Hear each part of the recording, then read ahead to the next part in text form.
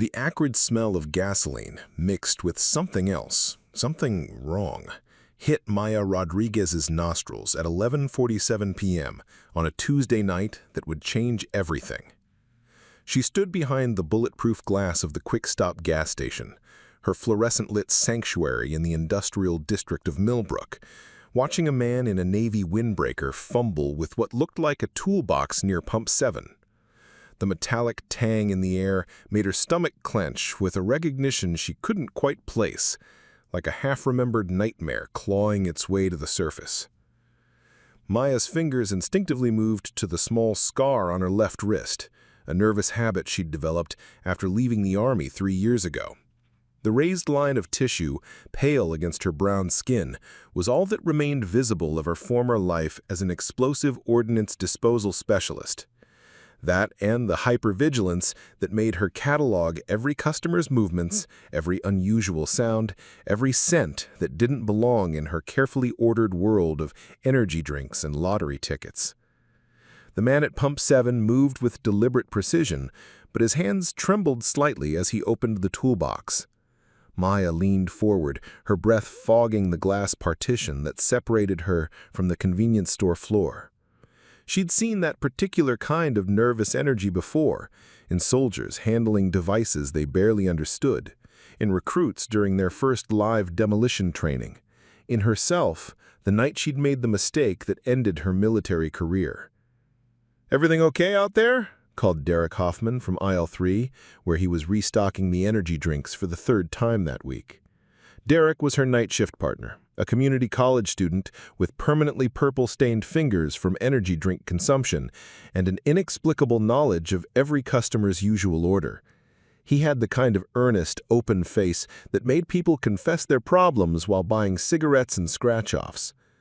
Maya didn't answer immediately. She was watching the way the man's shoulders hunched, the way he kept glancing toward the strip mall across the street where the 24-hour laundromat glowed with harsh white light. The suds and bubbles had been there since 1987, according to the faded sign, and tonight it was unusually busy for nearly midnight. Through the plate glass windows, Maya could see at least 15 people inside, a mix of shift workers, insomniacs, and the kind of folks who did their washing when the world was quiet. "Maya?" Derek's voice carried a note of concern.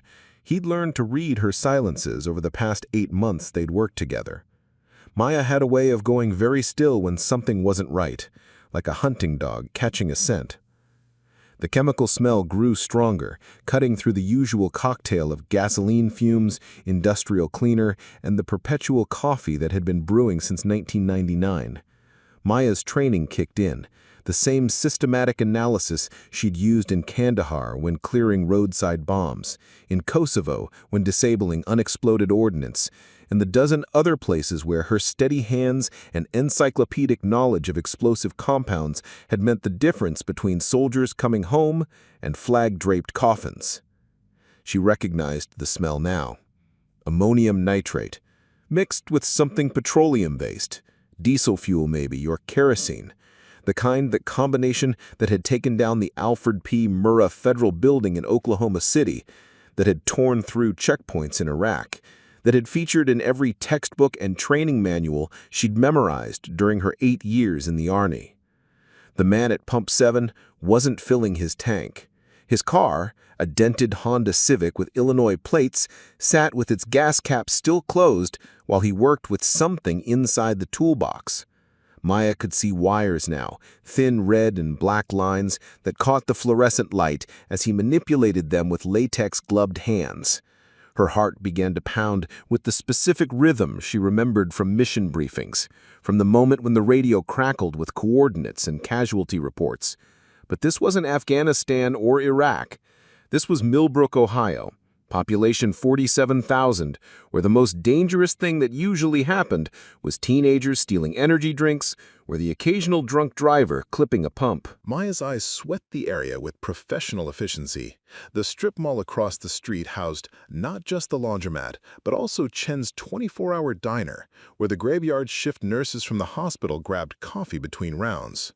The diner's windows glowed warm yellow, and she could see the familiar silhouettes of Dr. Patricia Williams and Nurse Jennifer Martinez, who always came in together after their shift at the county hospital's emergency room. Next to the diner was Riverside Bowling, which stayed open until 2 a.m. on weeknights. The parking lot was half full. League night had ended an hour ago, but the die-hard players always lingered, nursing beers and arguing about pin counts and lane conditions. Maya recognized several cars. Tom Kowalski's pickup truck with the faded Marine Corps sticker, Sarah Chen's hybrid with the Coexist bumper sticker, the Martinez family's van that always had at least 3 car seats visible through the back window. The Shell station across the intersection would have its own night shift crew. Bobby Martinez, no relation to Nurse Martinez despite the name, and whoever was working the second shift this week. Bobby had been asking Maya out for coffee for 6 months, and she'd been politely declining for just as long. Not because she didn't like him, but because she'd learned that keeping people at a distance was safer for everyone involved. Maya's mental inventory expanded to include the residential area just beyond the commercial strip. Maple Street housed mostly young families, the Johnsons with their twin toddlers, the Patel family who ran the corner market, old Mr. Fitzpatrick who walked his ancient beagle past the gas station every morning at 5:47 a.m. without fail.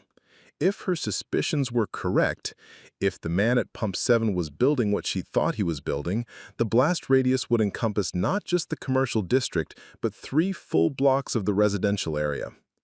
"Maya, you're scaring me!" Derek had abandoned his energy drink restocking and was standing directly behind her, close enough that she could smell his perpetual cologne, something called Arctic Rush, that came in a spray bottle with a polar bear on it. She turned to look at Derek properly for the first time. 22 years old, studying automotive technology at the community college, supporting his girlfriend Emma and their 3-month-old daughter by working nights at the QuikStop.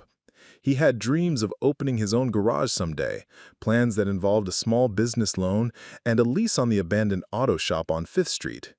He talked about those plans during the slow hours between 2 and 5 a.m., when the only customers were truckers buying coffee and gas and the occasional insomniac seeking the comfort of fluorescent lights and human conversation. Derek didn't deserve to die tonight. Neither did Dr. Williams, or Nurse Martinez, or Bobby at the Shell station, or the family sleeping peacefully on Maple Street, or any of the 200-plus people within the potential blast radius of whatever the man in the Navy windbreaker was assembling at Pump 7. Maya's fingers moved from the scar on her wrist to her cell phone. She could call 911, try to explain what she was seeing, hope that the dispatcher would take seriously a report from a gas station clerk about suspicious chemical smells and wire handling. But Maya had learned, through hard experience, that hope was a luxury she couldn't afford when explosives were involved. The man at Pump 7 straightened up, and Maya got her first clear look at his face. Mid-30s, clean-shaven, with the kind of unremarkable features that made him invisible in a crowd. He could have been any of 1,000 men who stopped for gas and energy drinks during her night shifts. But his eyes held a particular kind of emptiness that Maya had seen before, in the faces of soldiers who'd decided they had nothing left to lose, in the surveillance photos of bombers who'd already made peace with their own destruction. He was looking directly at the strip mall now, his gaze lingering on the laundromat where people folded clothes and read magazines and waited for rinse cycles to complete, unaware that they might be living their last ordinary moments. Maya made her decision with the same cold clarity that had served her in a dozen war zones. She reached under the counter and pulled out the baseball bat that Derek kept there. Security. Not that they'd ever needed it in 8 months of night shifts. The weight of it felt familiar in her hands, though it was a poor substitute for the tools she'd once carried. "Derek," she said, her voice steady despite the adrenaline flooding her system, "I need you to listen to me very carefully, and I need you to do exactly what I tell you without asking questions." Derek's eyes widened. He'd never heard Maya use that tone before. The voice of someone accustomed to being obeyed without question. The voice of someone who'd given orders that meant life or death. "There's a man at Pump 7 who's building a bomb," Maya continued, watching Derek's face process this information. "I need you to call 911 and tell them we have a suspected IED at the QuikStop on Industrial Boulevard. Tell them to evacuate the strip mall and the residential area on Maple Street. Tell them to send the bomb squad." Derek's mouth opened and closed without sound. The concept of improvised explosive devices didn't fit into his world of textbook learning and late-night customer service. "Maya, are you—" "I'm going to try to stop him," she said, already moving toward the door that separated the booth from the main store. "But if I can't, if something happens to me, you run. You run as fast and as far as you can, and you don't look back." The man at Pump 7 was now connecting wires with the focused attention of someone following a memorized sequence. Maya could see clearly now the device in the toolbox was crude but functional, the kind of thing that could be assembled from readily available materials by someone with an internet access and a basic understanding of chemistry. It wouldn't be sophisticated, but it didn't need to be. Ammonium nitrate and diesel fuel had a long and devastating history of effectiveness. Maya stepped out into the night air, feeling the October chill cut through her QuikStop polo shirt.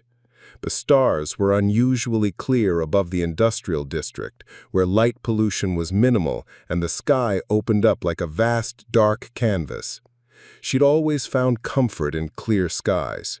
They reminded her of nights in the desert, when the war felt very far away and the universe seemed infinite and forgiving. Tonight, the stars felt like witnesses. The man at Pump 7 looked up as Maya approached, and she saw his hand move instinctively toward what was probably a detonation device. His eyes met hers across 30 feet of asphalt, and in that moment, Maya realized that he recognized something in her too. The same recognition that had made her identify him as a threat. He knew she was military, and she knew he was planning to kill everyone within a quarter-mile radius. The night held its breath, and Maya Rodriguez, nobody special, just a gas station clerk with a scar on her wrist and knowledge she'd tried to forget, stepped into the space between a madman's device and 200 innocent lives. Maya had never intended to become invisible. Growing up in a two-bedroom apartment in Phoenix, Arizona, she'd been the kind of kid who raised her hand in class, who organized neighborhood cleanup days, who wore her ROTC uniform with pride and spoke confidently about serving her country.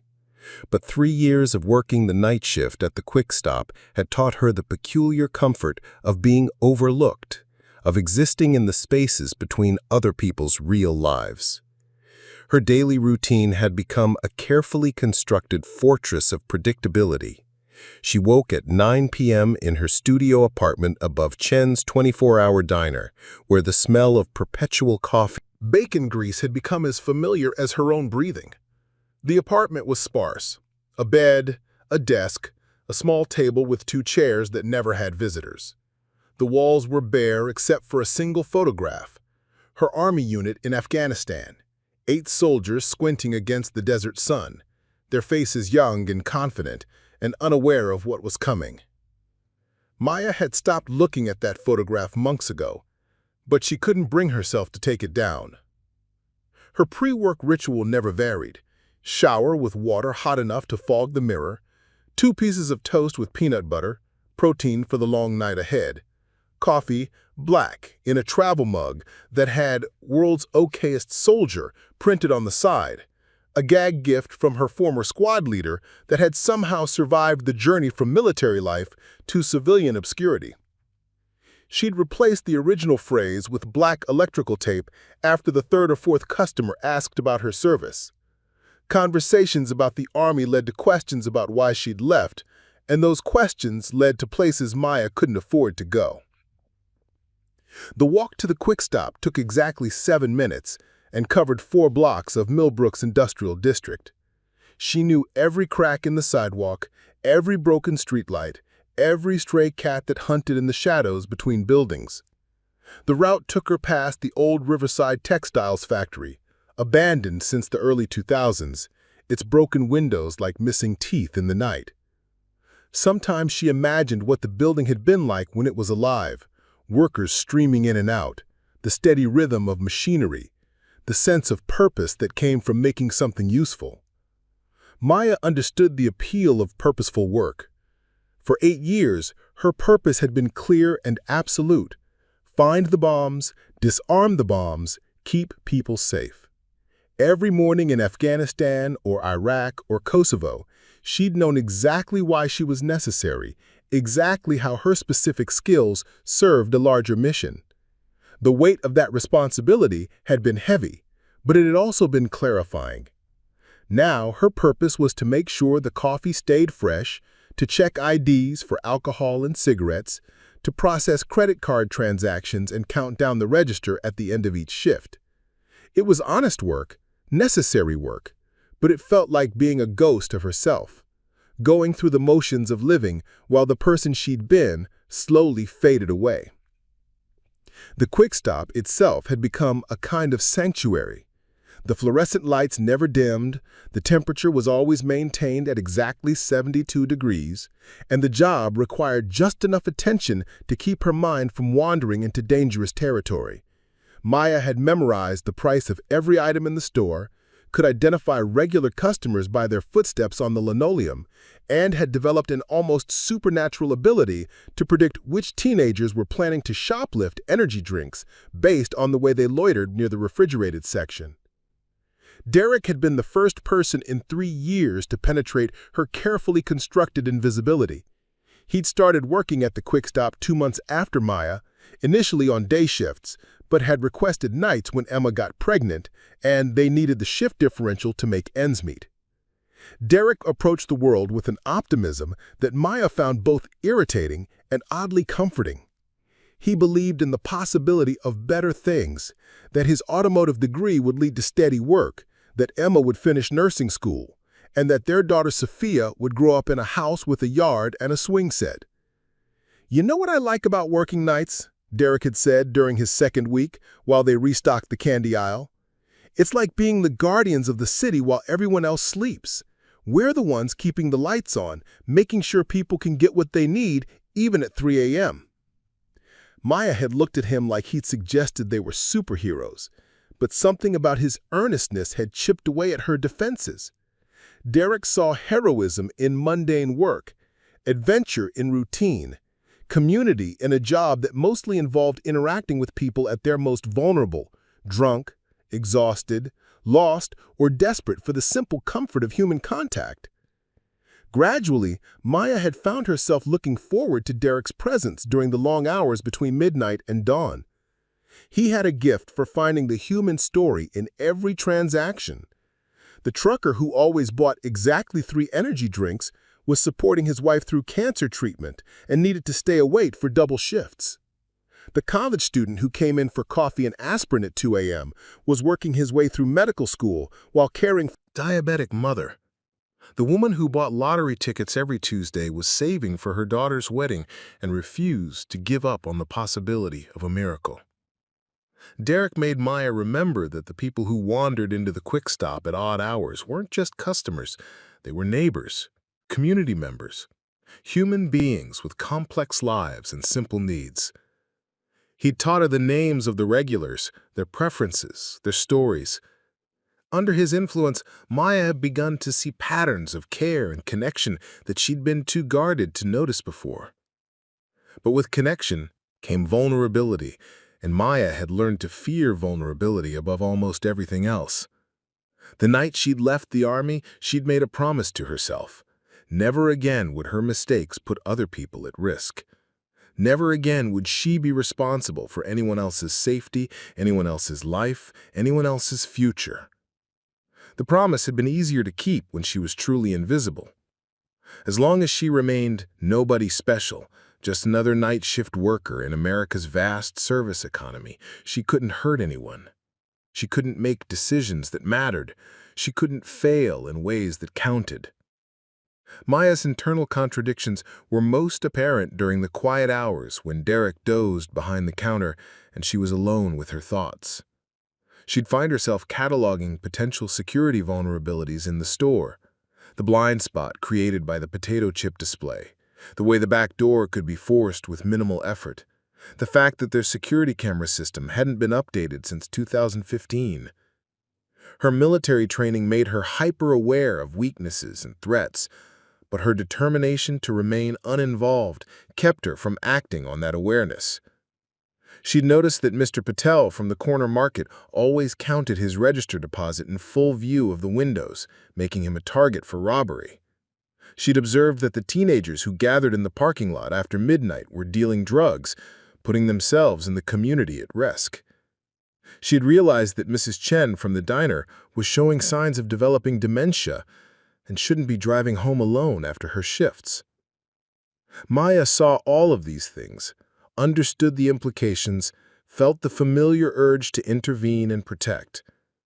But intervention required engaging with the world, claiming responsibility, acknowledging that her skills and knowledge mattered. It required becoming visible again, and visibility had consequences that Maya wasn't prepared to face. The closest she'd come to breaking her own rule had been 6 months ago, when a drunk driver had crashed into the fire hydrant across the street. Maya had watched the accident happen, seen the driver slumped over the steering wheel, noticed the way water from the broken hydrant was flowing toward the electrical junction box that powered the streetlights. She'd known with absolute certainty that the combination of water and electricity would create a deadly hazard for anyone who approached the crash scene. For 30 seconds, Maya had stood frozen in the doorway of the QuikStop, watching the water inch closer to the junction box while the drunk driver remained unconscious and potentially injured. Her knowledge of electrical systems, gained during cross-training with Army engineers, made her the only person in the immediate area who fully understood the danger. But using that knowledge would mean revealing herself, stepping forward, taking responsibility. In the end, Derek had made the decision for her. He'd called 911, grabbed the first aid kit from behind the counter, and run toward the crash sign without hesitation. Maya had followed, unable to let him walk into danger alone, and had quietly guided the paramedics away from the electrical hazard, while Derek provided comfort to the injured driver. The incident had left Maya shaken, not because of the danger, but because of how natural it had felt to step forward when someone she cared about was at risk. Her promise to remain uninvolved hadn't survived contact with actual human connection. Derek's willingness to help a stranger had awakened something in Maya that she'd tried to bury, the part of her that understood duty as something deeper than obligation, something closer to love. But awakening that part of herself meant acknowledging all the other parts she'd tried to suppress. The guilt over the mistake that had ended her military career. The grief over comrades lost to bombs she'd failed to find in time. The anger at a world where invisible enemies planted devices designed to kill innocents. It meant confronting the nightmares that still woke her at 3 a.m., the hypervigilance that made her check for exits in every building, the way her hands still shook when she heard unexpected loud noises. Maya's kindness, when it emerged, was fierce and protective and complicated by the knowledge of how much damage people could do to each other. She'd learned to read Derek's moods, to stock his favorite energy drink without being asked, to listen to his fears about fatherhood with the understanding of someone who'd seen too much of what the world could take away from good people. She'd started bringing homemade sandwiches for the late-shift truckers who couldn't afford the overpriced food in the store. She'd begun checking on Mrs. Chen during her walks to work, making sure the elderly woman had company during the lonely hours after the diner closed. She'd started keeping a mental inventory of which customers seemed isolated or struggling, offering small gestures of recognition and care that wouldn't obligate her to more than she could safely give. But Maya's dreams at night told a different story. In her dreams, she was still Sergeant Rodriguez, moving through desert compounds with steady hands and absolute focus. In her dreams, she found every device, saved every life, never made the mistake that had cost her everything she'd built for herself.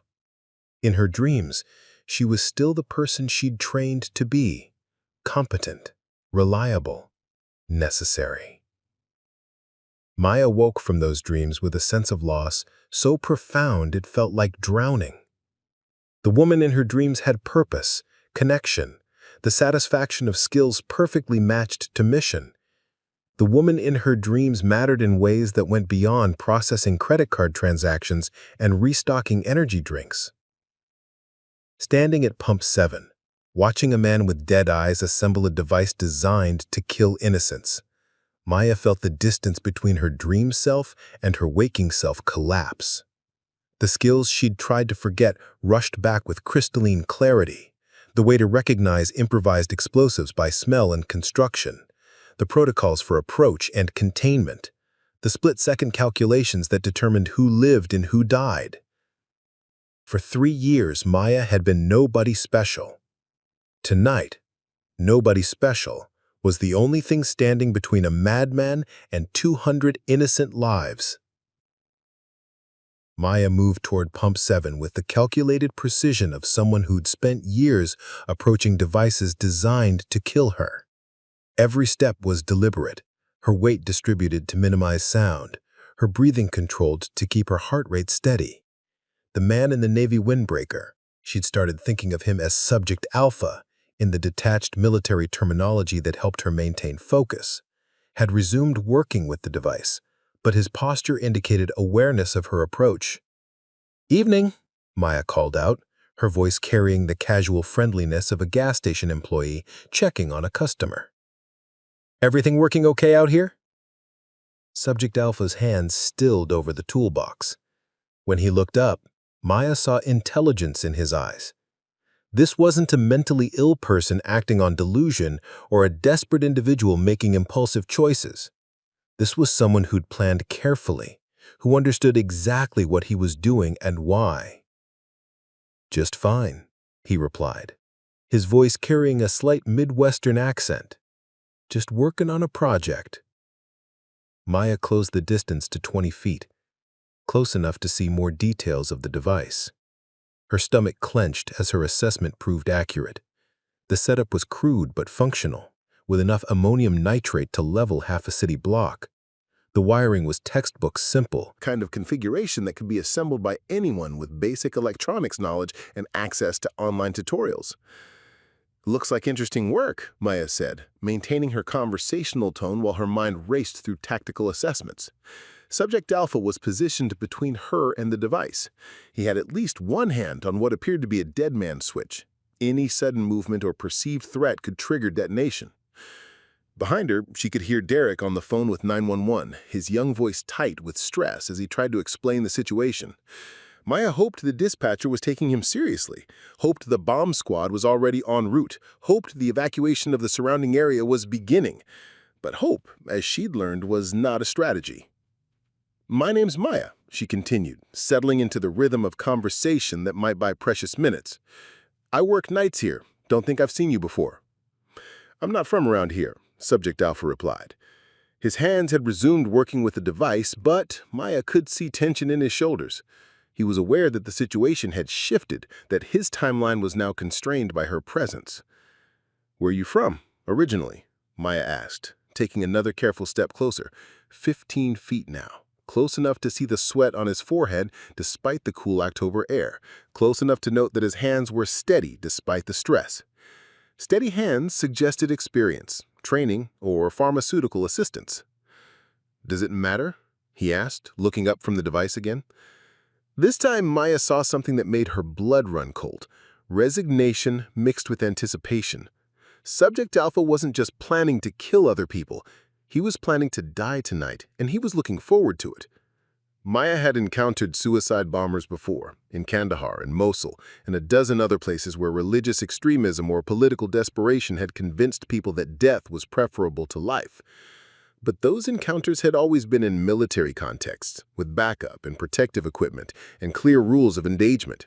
Tonight, She was one woman in a polo shirt, armed with nothing but obsolete knowledge and the desperate hope that 3 years hadn't dulled her edge. Maybe not, Maya conceded. But I'm curious. This seems like a lot of work for... She gestured vaguely toward the device, as if she didn't fully understand what she was looking at. Subject Alpha smiled for the first time, and Maya felt her skin crawl. It was the smile of someone about to share a secret, someone who'd been waiting for the right audience. "You know what this is," he said, his voice carrying a note of admiration. "You recognized it the moment you saw me working. That's not normal customer service behavior." Maya's mind raced. Her cover was blown, but that might actually be useful. If Subject Alpha wanted to talk, wanted to explain himself, she could use that need to buy time for the evacuation and bomb squad response. "I've seen some things. Served overseas for a while." "Army?" "Yeah." "EOD?" The question hung in the air between them like a challenge.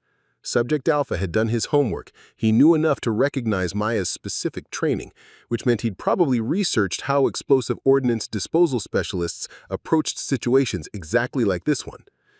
"Yes," Maya said simply. There was no point in lying when the truth might be her only leverage.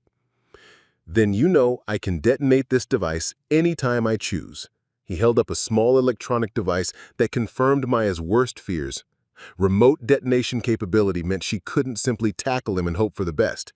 Any perceived threat, any sudden movement could trigger an explosion that would kill both of them instantly. "I know," Maya replied, "but I also know that if you wanted to detonate it immediately, you would have done it already. The fact that you're still working suggests you're on a timeline." Subject Alpha's smile widened. "Very good. Yes, I'm on a timeline. 12:30 a.m. to be precise. That gives us," he checked his watch, "about 38 minutes. Maya's blood went cold as she realized the significance of the timing. 12:30 a.m. was shift change at the county hospital. Dr. Williams and Nurse Martinez would be leaving Chen's diner around then, walking to their cars in the strip mall parking lot. The timing wasn't coincidental. "You're targeting specific people," Maya said. "Very specific people," Subject Alpha confirmed. "Dr. Patricia Williams has been working in emergency medicine for 15 years. She's saved hundreds of lives, maybe thousands. Highly respected in the community, devoted mother of 2. Maya's stomach clenched as she realized she was dealing with something far more personal and calculating than random terrorism. "What did she do to you?" "She saved my daughter's life," Subject Alpha said, his voice carrying a bitter edge. 3 years ago, Emma was in a car accident. Massive trauma, internal bleeding, the kind of injuries that usually mean death or permanent disability. Dr. Williams worked on her for 6 hours, refused to give up, refused to let her die. Maya felt pieces of a horrible puzzle clicking into place. "Your daughter survived." "My daughter survived," Subject Alpha confirmed. "Physically. But the medications they gave her, the treatments, the rehabilitation, she was never the same. My bright, beautiful little girl became a stranger, confused, angry, sometimes violent. The insurance company called it acceptable cognitive outcomes. Dr. Williams called it a miracle." "So you blame her for saving your daughter's life?" "I blame her for condemning my daughter to a living death," Subject Alpha spat. "Emma was 8 years old. She had her whole life ahead of her. Now she's 11 and she can't remember my name half the time. She doesn't recognize her mother. She has seizures that no medication can control. She'll never have friends, never go to school, never have any kind of normal life." Maya understood now why Subject Alpha's eyes held that particular emptiness. He was a father watching his child suffer, convinced that death would have been more merciful than survival. In his twisted logic, he was planning to spare other families the same agony by eliminating the doctor who'd saved his daughter's life. "And the other people?" Maya asked, gesturing toward the strip mall where innocent civilians were going about their normal routines. "What did they do?" "Collateral damage," Subject Alpha said, with chilling casualness. Dr. Williams needs to understand that her actions have consequences. She needs to see other people die because of her choices. Maya felt rage building in her chest, not the hot, impulsive anger that could lead to mistakes, but the cold, focused fury that had carried her through the worst moments of her military career. Subject Alpha wasn't just planning to kill Dr. Williams. He was planning to murder dozens of innocent people to make a point, to inflict maximum psychological trauma before ending the doctor's life. "That's not justice," Maya said, her voice steady despite the anger. "That's terrorism." "Justice?" Subject Alpha laughed bitterly. Where was justice when the insurance company stopped covering Emma's care? Where was justice when Dr. Williams testified that Emma's quality of life was acceptable for a child with traumatic brain injury? Where was justice when the hospital's ethics committee decided that Emma's continued suffering was preferable to letting her die with dignity? Maya could hear sirens in the distance now. Police, paramedics, hopefully the bomb squad. But 38 minutes wasn't enough time to evacuate everyone in the blast radius and wait for specialists to assess the device. Even if the bomb squad arrived immediately, they'd need time to examine the setup, determine the safest approach, potentially negotiate with Subject Alpha. Time they didn't have. "I understand you're in pain," Maya said, edging slightly closer. 12 feet now, close enough to see the details of the device more clearly. The configuration was even more sophisticated than she'd initially assessed. Multiple redundant detonation systems, anti-tamper mechanisms, enough explosive material to ensure destruction of everything within a quarter-mile radius. "You don't understand anything," Subject Alpha replied. "You don't know what it's like to watch your child disappear piece by piece, to see her trapped in a body that doesn't work with a mind that can't process reality. You don't know what it's like to realize that the person you thought was saving your daughter actually destroyed her." "You're right," Maya said. "I don't know what that's like, but I know what it's like to lose people you love to violence. I know what it's like to watch good people die because someone decided their pain justified killing innocents." Subject Alpha's hands stilled again, and Maya saw something flicker in his eyes. Curiosity, maybe, or recognition of shared loss. "Afghanistan?" he asked. "Among other places." "Lose friends to IEDs?" "Yeah." "Then you know that sometimes violence is the only language people understand. Sometimes you have to make people suffer to get their attention." Maya shook her head. "I know that violence creates more violence. I know that the people who planted those IEDs thought they were justified too. They thought they were protecting their families, their communities, their way of life. They thought the soldiers dying were acceptable collateral damage for a greater cause. It's not the same thing." "It's exactly the same thing," Maya said, her voice carrying the weight of years spent clearing devices planted by people who believed their cause justified killing strangers. "You've decided that your pain gives you the right to inflict pain on innocent people. You've decided that Dr. Williams and everyone else in that strip mall are acceptable casualties for your personal war." Subject Alpha's grip tightened on the detonation device. "Dr. Williams isn't innocent. She made choices that destroyed my family." "She made choices that saved your daughter's life," Maya countered. "You may not like the outcome, but she gave Emma a chance to live. You're planning to take that same chance away from dozens of other people." Maya could see people beginning to emerge from the buildings across the street. Police officers, she hoped, beginning the evacuation process. The laundromat patrons were filing out in confused groups, some still carrying baskets of wet clothes. The diner's customers were being ushered out the back exit, Dr. Williams and Nurse Martinez among them. Subject Alpha noticed the evacuation activity as well. His posture shifted, becoming more tense, more focused. Maya realized his timeline was about to accelerate. "They're evacuating," he observed. Standard procedure for a bomb threat. Which means my window is closing. Maya felt the situation sliding toward crisis.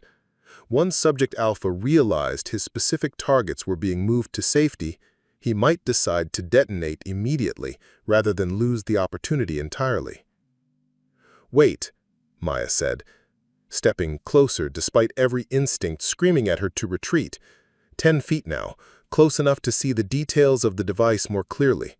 She could smell his sweat, see the tremor in his hands that suggested he was fighting his own fear and adrenaline. Wait for what? "Let me help you," Maya said, the words surprising her as she spoke them. "Help me? You're trying to stop me." "I'm trying to save lives, including yours, including your daughter's." "My daughter's life isn't worth saving." "That's not your choice to make," Maya said, her voice carrying the authority of someone who'd spent years making life-and-death decisions under pressure. "That's her choice when she's old enough to make it. You don't get to decide that her life isn't worth living because it doesn't match your expectations." Subject Alpha's face contorted with anguish. "You don't understand. She's not living. She's existing. Trapped, confused, in pain most of the time. The seizures are getting worse. The doctors say her condition will only deteriorate." Maya felt a moment of genuine sympathy for the man's obvious torment, but she couldn't let emotion override tactical necessity. And killing Dr. Williams will help Emma how exactly? Will it restore her memory, stop her seizures, give her back the life you think she lost? "It will send a message," Subject Alpha said, but his voice lacked conviction now. "It will make other doctors think twice before playing God with children's lives." "No," Maya said firmly. "It will traumatize Emma for whatever time she has left. It will make her father a mass murderer. It will destroy any possibility that she might find moments of joy or connection or meaning in whatever life she has." The sirens were getting closer now, and Maya could see flashing lights reflecting off the buildings across the street. The evacuation was proceeding faster than she'd hoped. Police officers with bullhorns were directing people away from the strip mall, creating a perimeter that would minimize casualties if the device detonated. But Maya also noticed something that made her blood run cold. Not everyone was evacuating. Through the windows of Chen's diner, she could see an elderly man still sitting at the counter, apparently oblivious to the activity outside. Mr. Kowalski from the bowling alley was standing in the parking lot, refusing to leave his pickup truck.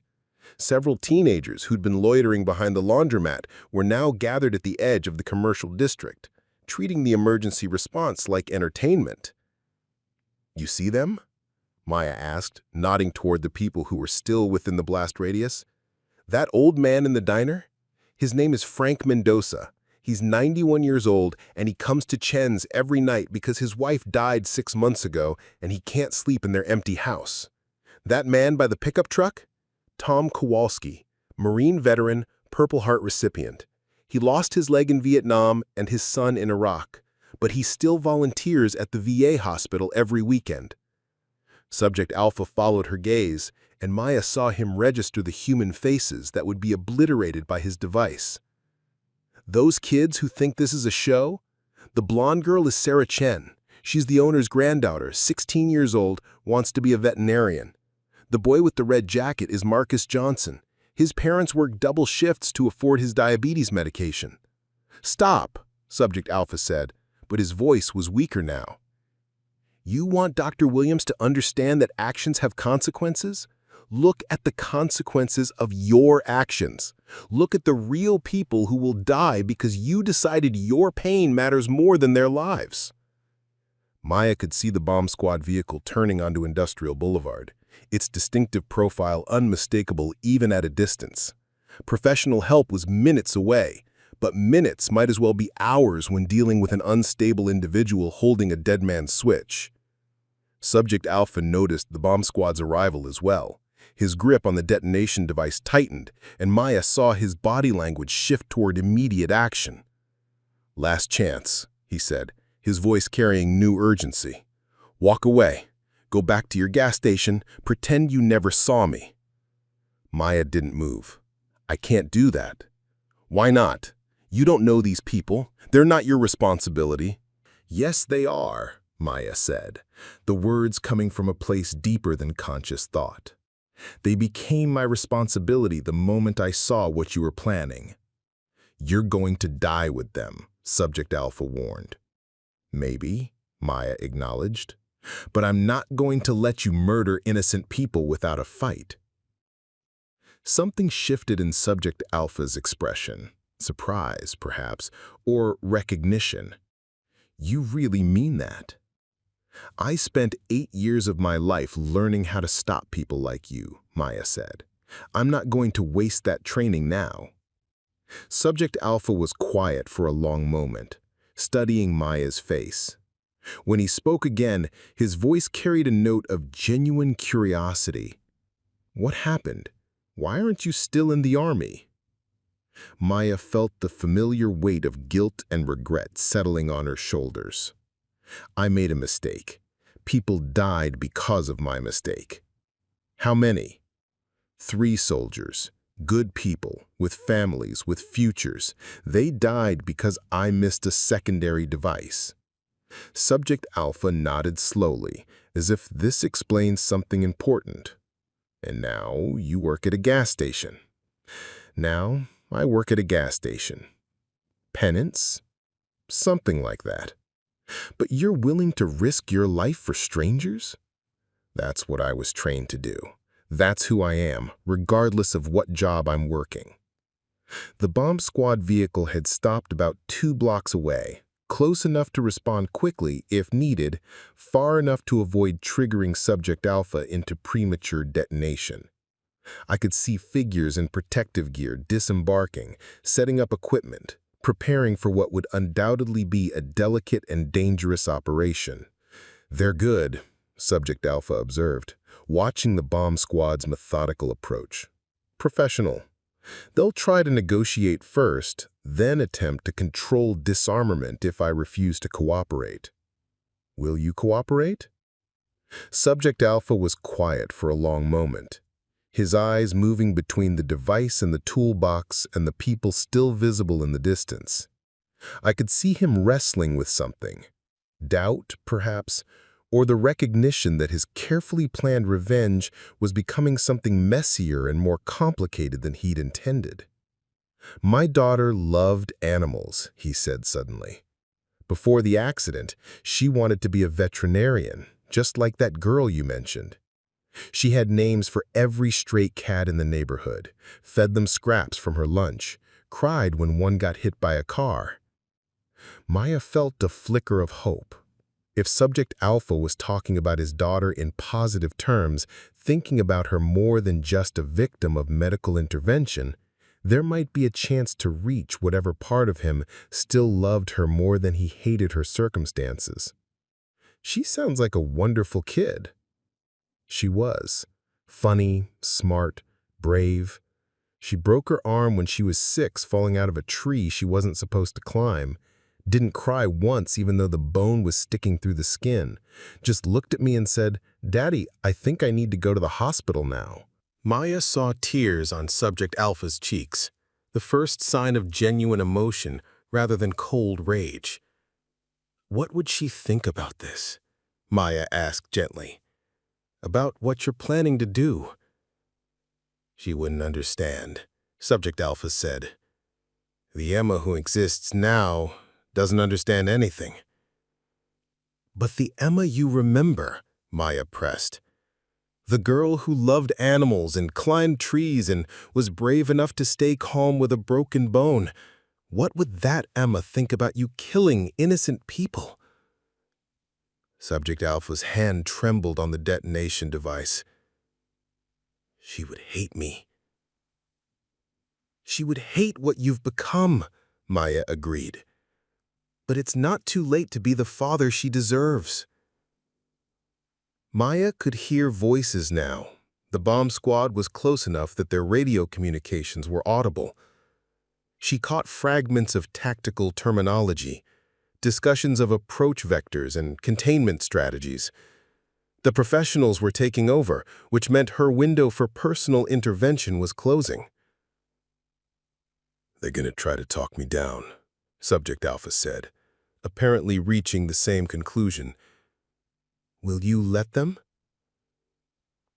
"I don't know," he said honestly. "I've been planning this for so long. It's the only thing that's kept me going since Emma's accident. The idea that I could make Dr. Williams pay for what she did." "And after?" Maya asked. "After Dr. Williams is dead, after all of these innocent people are dead, after Emma has to live with the knowledge that her father became a mass murderer, then what? Does that make anything better?" Subject Alpha's facade of cold determination was cracking, revealing the broken father underneath. Maya could see him struggling with the implications of his actions, perhaps for the first time considering consequences beyond his immediate desire for revenge. "I don't know how to live with this. I don't know how to watch her suffer every day, knowing that she's trapped in a body and mind that don't work, knowing that she'll never get better."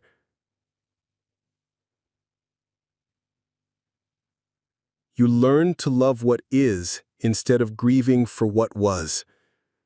You find moments of connection, however small. You be present for whatever joy is still possible. What if there is no joy? Then you create it. You find ways to make her comfortable, to show her she's loved, to give her whatever peace you can. You don't abandon her by choosing murder and suicide. The bomb squad had established a command post 2 blocks away, and Maya could see negotiators preparing to make contact. She knew that once they took over, the dynamic would change.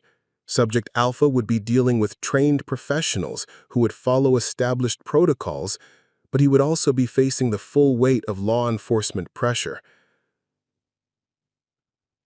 "Last chance," Maya said, echoing Subject Alpha's earlier words. "You can end this without anyone getting hurt. You can go back to your daughter and find a way to be the father she deserves." Subject Alpha's hand trembled on the detonation device. Subject Alpha looked at the device in the toolbox, then at Maya, then at the people still visible in the distance. His internal struggle was visible on his face.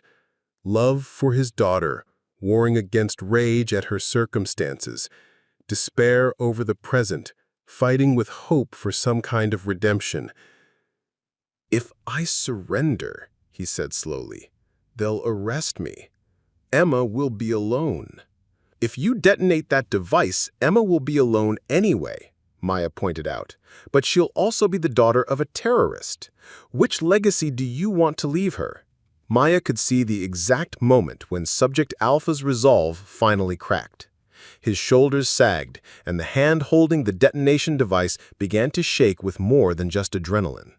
"I don't know how to stop," he whispered. "Put down the detonator," Maya said, her voice gentle but firm. "Step away from the device. Let the professionals handle it from here." "What if they can't disarm it? What if I built it too well?" "Then we'll deal with that when it happens," Maya said. "But right now, you can choose not to be a killer. You can choose to go home to your daughter." Subject Alpha stared at the detonation device in his hand, and Maya held her breath. Everything, the lives of everyone within the blast radius, the future of a traumatized little girl, the redemption of a broken father, hung on this moment of choice. The detonation device hit the asphalt with a plastic clatter that seemed impossibly loud in the sudden silence. Subject Alpha, whose real name, Maya would later learn, was Daniel Morrison, stood with his hands raised, tears streaming down his face as the weight of what he'd almost done crashed over him like a physical blow. Maya felt her knees nearly buckle with relief, but years of military training kept her focused on the immediate tactical situation. The bomb was still armed, still capable of detonation through secondary trigger systems or timer mechanisms. Daniel's surrender eliminated the immediate threat of intentional detonation, but the bomb itself remained a lethal hazard until the specialists could safely disarm it. "Derek," Maya called out, not taking her eyes off Daniel. "Tell the bomb squad we have surrender of the subject, but the device is still active. They need to approach with full containment protocols." Derek's voice came back shaky but clear. "Copy that. They're moving in now." The next few minutes unfolded with the choreographed precision of a well-trained emergency response. The bomb squad approached in full protective gear, their movements deliberate and cautious. Maya guided Daniel away from the device, maintaining visual contact with the bomb squad leader to coordinate their positioning.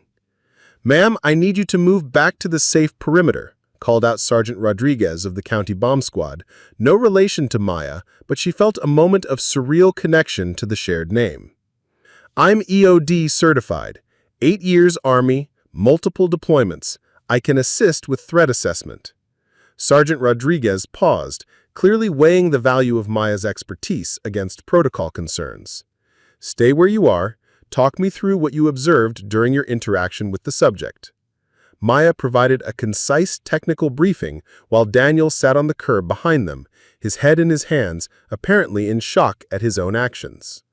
She described the device configuration, the apparent redundant trigger systems, the quantity of explosive material, and Daniel's specific statements about timing and targeting. Sophisticated setup, Sergeant Rodriguez confirmed after examining the device with remote sensors. Multiple anti-tamper mechanisms, but standard configuration. We can disarm it, but we need full evacuation of a 6-block radius.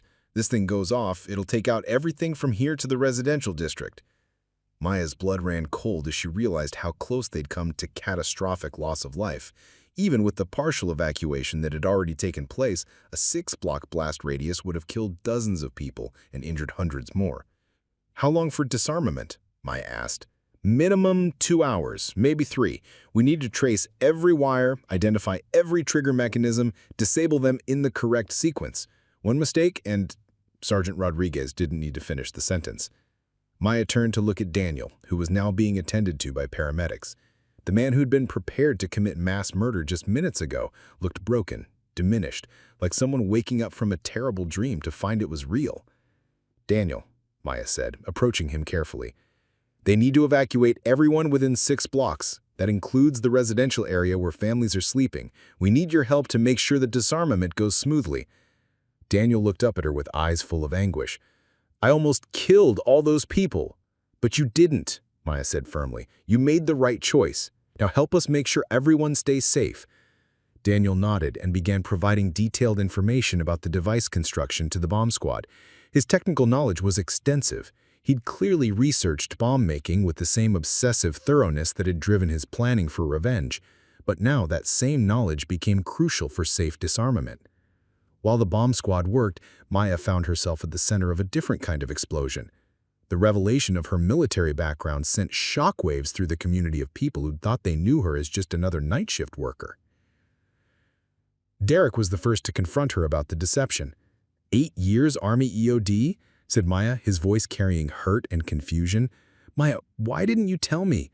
All those nights we worked together, all those conversations about life and dreams and fears, you never mentioned that you're basically a bomb disposal expert?" Preparing and narrating this type of story took us long efforts and hard work. So if you are enjoying the story, please consider subscribing to our channel. Maya struggled to find words that could explain 3 years of careful anonymity. "I wasn't trying to lie to you. I needed to be nobody for a while." "Nobody?" Derek's voice rose with emotion. "Maya, you just talked a terrorist out of blowing up half the town. You risked your life to save people you barely know. That's not nobody, that's a hero." The word hero hit Maya like a physical blow. She'd spent 3 years running from that label, from the expectations and responsibilities it carried, from the crushing weight of failure that had driven her out of the military. "I'm not a hero," Maya said quietly. "Heroes don't make mistakes that get people killed." Derek stared at her for a long moment, then shook his head. Whatever happened before, whatever mistake you think you made, it doesn't change what you did tonight. You saved my life. You saved Emma and Sophia. You saved all of us. Before Maya could respond, other people began arriving at the scene. Dr. Williams and Nurse Martinez had been brought back under police escort to provide witness statements about their connection to Daniel Morrison. Mrs. Chen from the diner had insisted on returning to check on Maya's welfare. Bobby Martinez from the Shell station across the street had come to offer support. One by one, Maya found herself facing people whose lives she'd helped save, people who were seeing her clearly for the first time. "I knew there was something different about you," Dr. Williams said after learning about Maya's military background. "The way you always seemed to notice everything, the way you moved like you were constantly assessing threats. I should have recognized the signs of someone with tactical training." "Why didn't you tell anyone?" asked Nurse Martinez. "About your service, your expertise." Maya looked around at the collection of faces, people she'd interacted with professionally for months without ever allowing them to see who she really was. "Because I didn't want to be responsible for anyone else's safety," she said honestly. "I didn't want anyone to depend on me, or look to me for answers, or trust me with anything that mattered." "But people did depend on you," Mrs. Chen said gently. "You've been looking out for all of us in ways we didn't even realize. The way you always made sure I got to my car safely after closing the diner. The way you kept track of which customers seemed troubled or isolated. The way you noticed when something wasn't right." Maya felt overwhelmed by the outpouring of recognition and gratitude. For 3 years, she'd believed she was successfully invisible, but apparently her care and vigilance had been noticed by the very people she'd been trying to protect while maintaining distance. "There's something else," Derek said, his voice carrying a note of realization. "The night of the car accident 6 months ago, when the drunk driver hit the fire hydrant, you knew exactly how to handle the electrical hazard, didn't you? You weren't just following my lead, you were protecting me from walking into danger I couldn't see." Maya nodded reluctantly. "Cross-training with Army engineers, I recognized the risk from the water and electrical junction. And the night those teenagers were dealing drugs in the parking lot, you called in an anonymous tip to the police. They were kids. They deserved a chance to make better choices. And Mr. Patel's cash handling procedures? You mentioned to him that he might want to count his deposits in the back office instead of at the front counter. Basic security awareness. He was making himself a target for robbery." Derek stared at her with growing amazement. "Maya, you've been protecting this entire community for months. You just did it so quietly that none of us realized what was happening."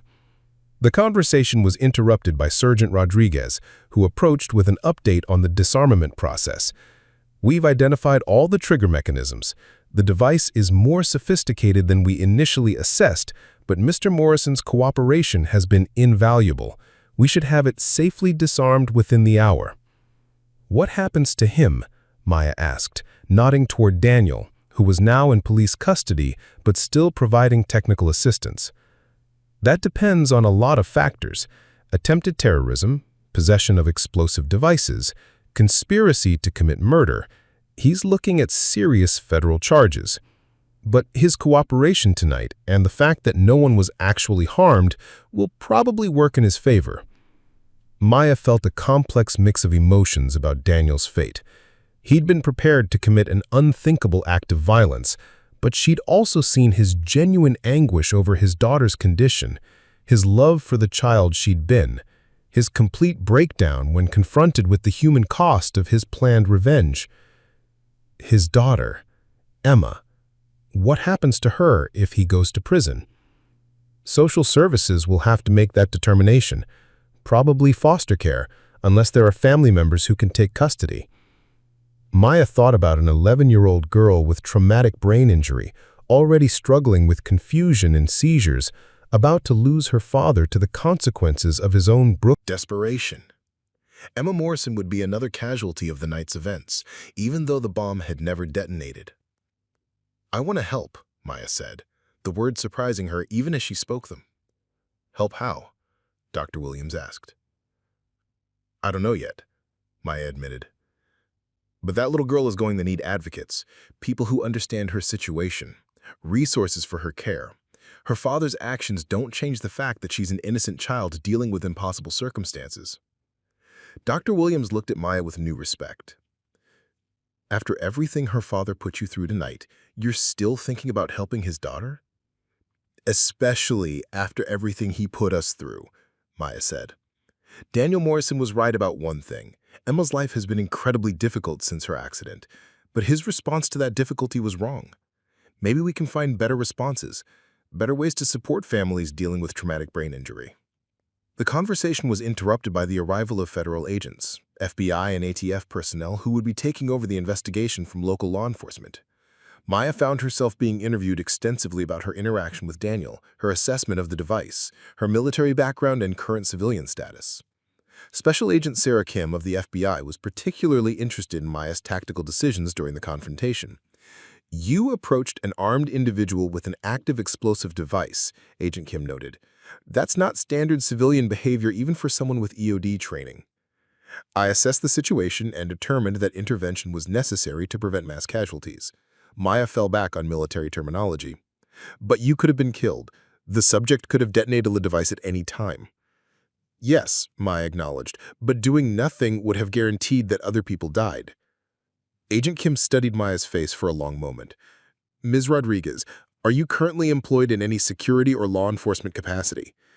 I work nights at the QuikStop gas station. But you have extensive military training in explosive ordnance disposal. Yes.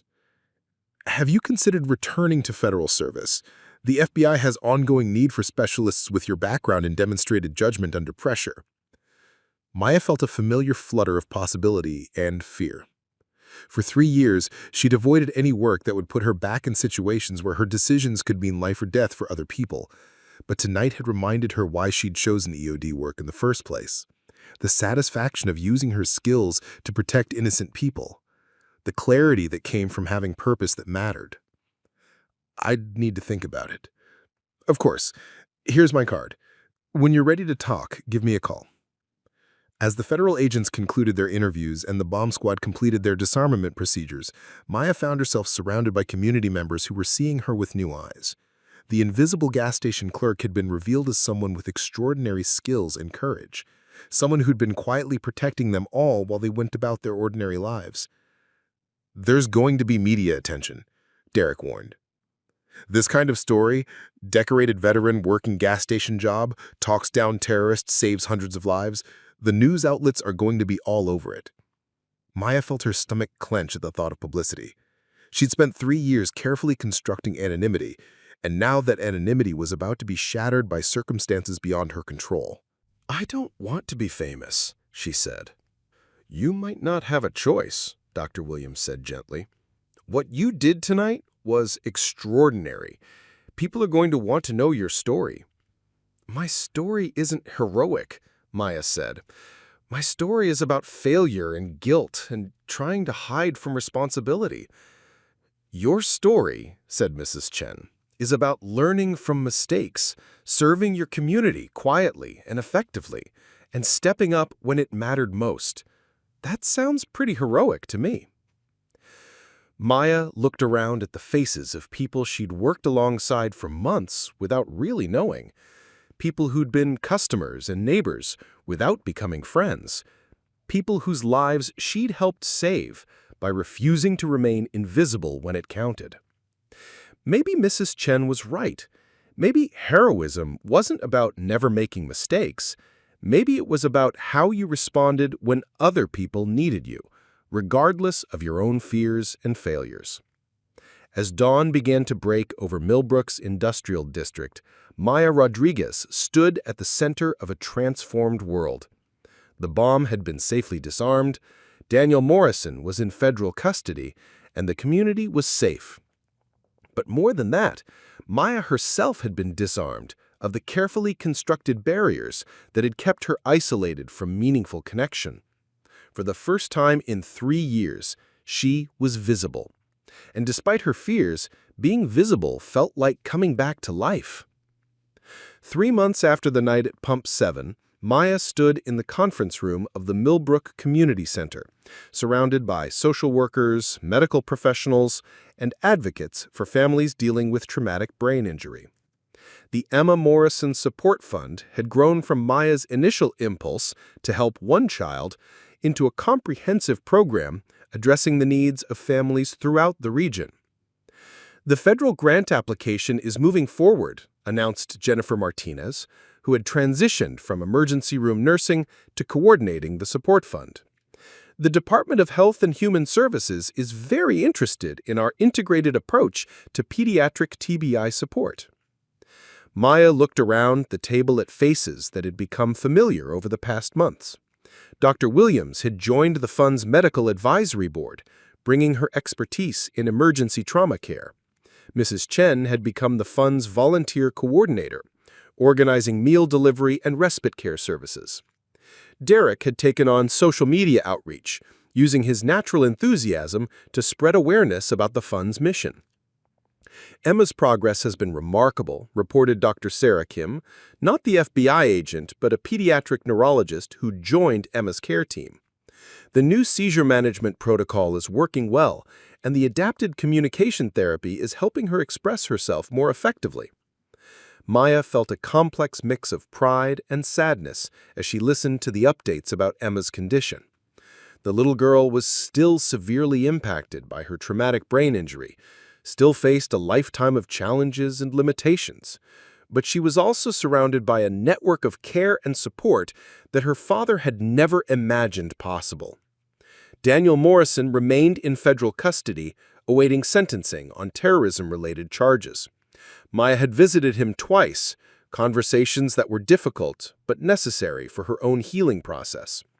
Daniel had expressed profound remorse for his actions and gratitude for the care Emma was receiving in spite of his own monstrous tactics. Emma Morrison might not have a full future, as Maya had previously hoped for. Community's care of his daughter, but he also struggled with depression and the knowledge that his choices had cost him any possibility of being the father Emma needed. "Have you thought about what you want to do next?" Dr. Williams asked Maya as the meeting concluded.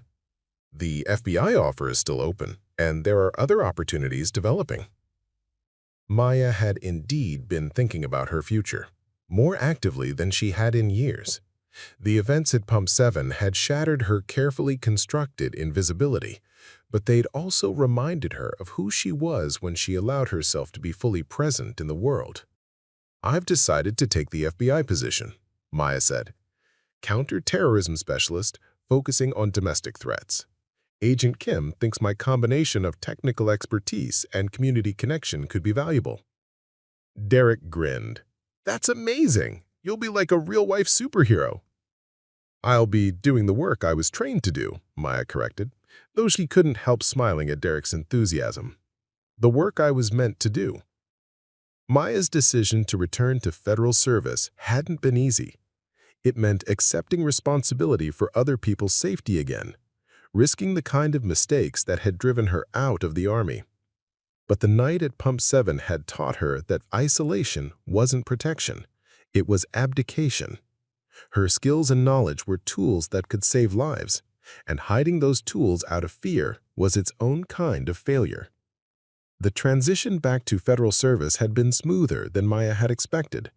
Her personnel file reflected the circumstances of her departure from the Army, a judgment error during EOD operations that had resulted in 3 fatalities. But it also documented her exemplary service record before that incident, and her actions in Millbrook had demonstrated that her tactical judgment remained sound under pressure. More importantly, Maya had learned to carry her past differently. The 3 soldiers who had died because of her mistake would always be part of her story, but they didn't have to be the end of her story. She could honor their memory by using her surviving skills to protect other people, by being the kind of professional they would have wanted her to become. Maya's new position with the FBI's Domestic Terrorism Unit was based in Cincinnati, just an hour's drive from Millbrook. She'd been able to maintain her connections to the community while taking on cases across Ohio and the surrounding region. Her first assignment had involved investigating a militia group planning attacks on immigration centers, work that drew directly on her experience with Daniel Morrison and her understanding of how personal grievances could escalate into violence against innocents. The QuikStop had found a replacement for Maya's night shift position, but Derek still worked there while finishing his automotive technology degree. Emma was funding part of his education through a scholarship program they'd established for children of military veterans. Derek's daughter Sophia was thriving, and Emma had spoken at several congressional hearings about the challenges facing families with limited resources. The scholarship recipients for this year have been selected, Derek announced, pulling out a folder of applications. 12 students, all from military families, all studying fields related to public safety or community service. Maya smiled as she reviewed the list. The scholarship program had evolved beyond her original vision, becoming a way to channel the community's response to the Pump 7 incident into something constructive and lasting.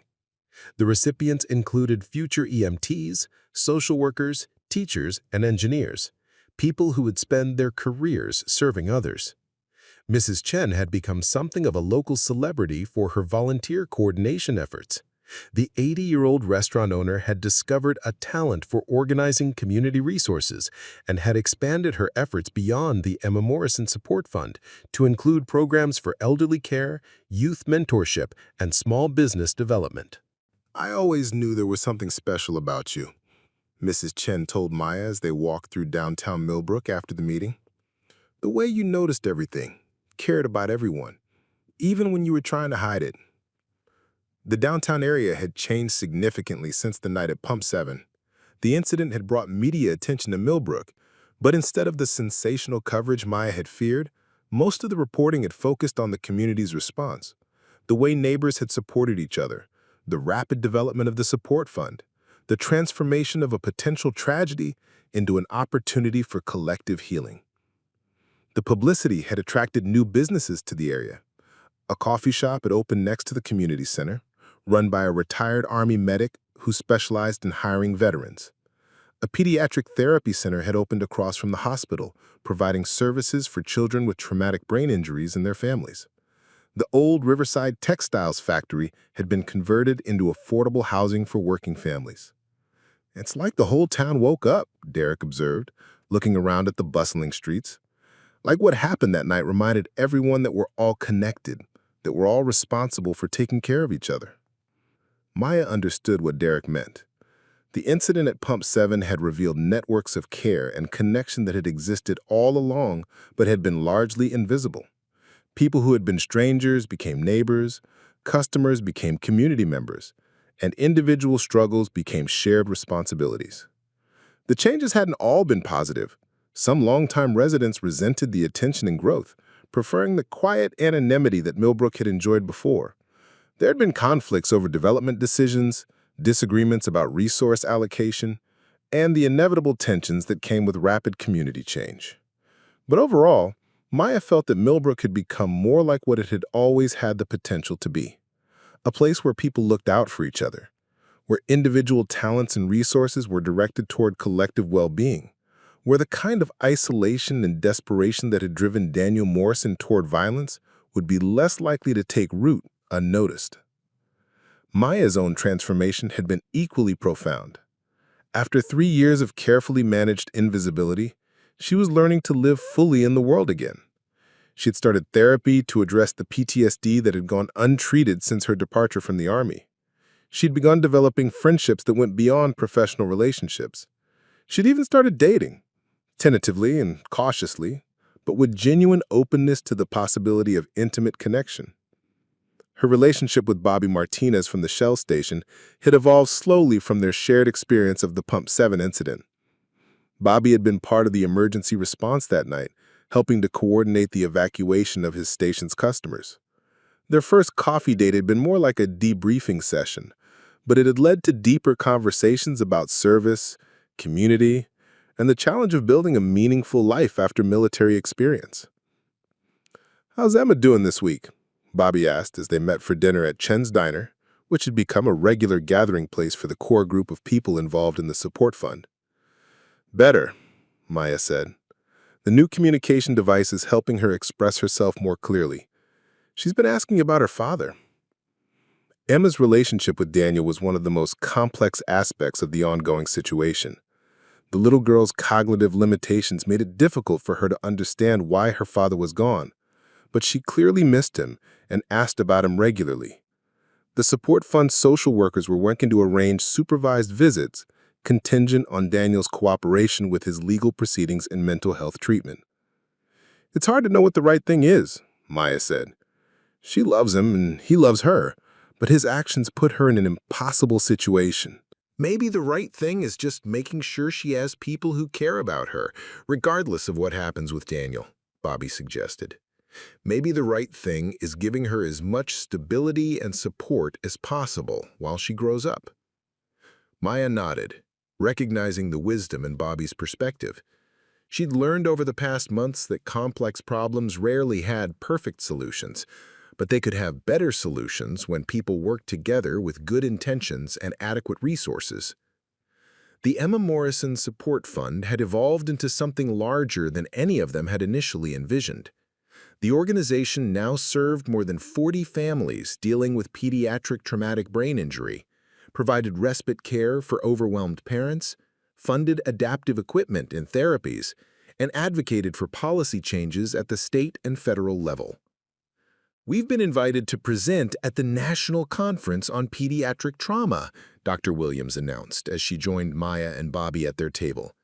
"They want to showcase our integrated community support model as a potential template for other regions."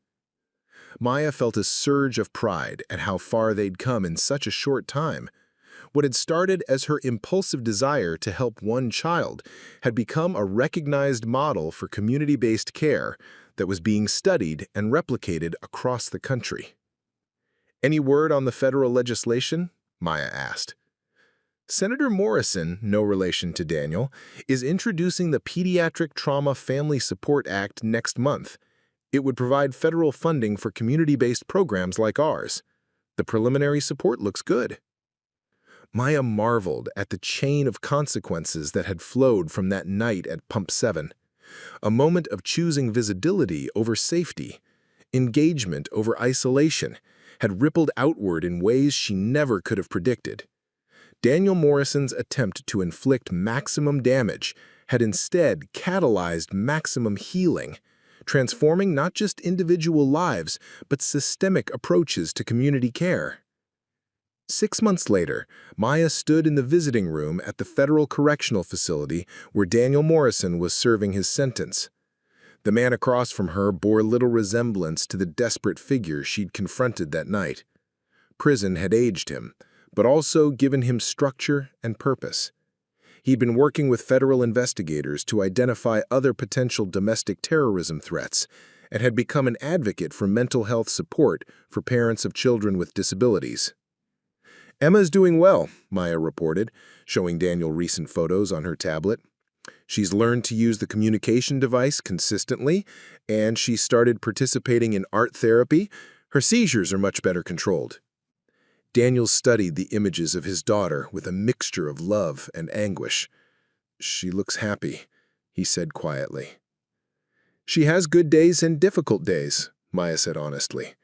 "But she's surrounded by people who care about her, and she's making progress." "I destroyed any chance of being the father she needs." Daniel voiced the guilt that had consumed him for months.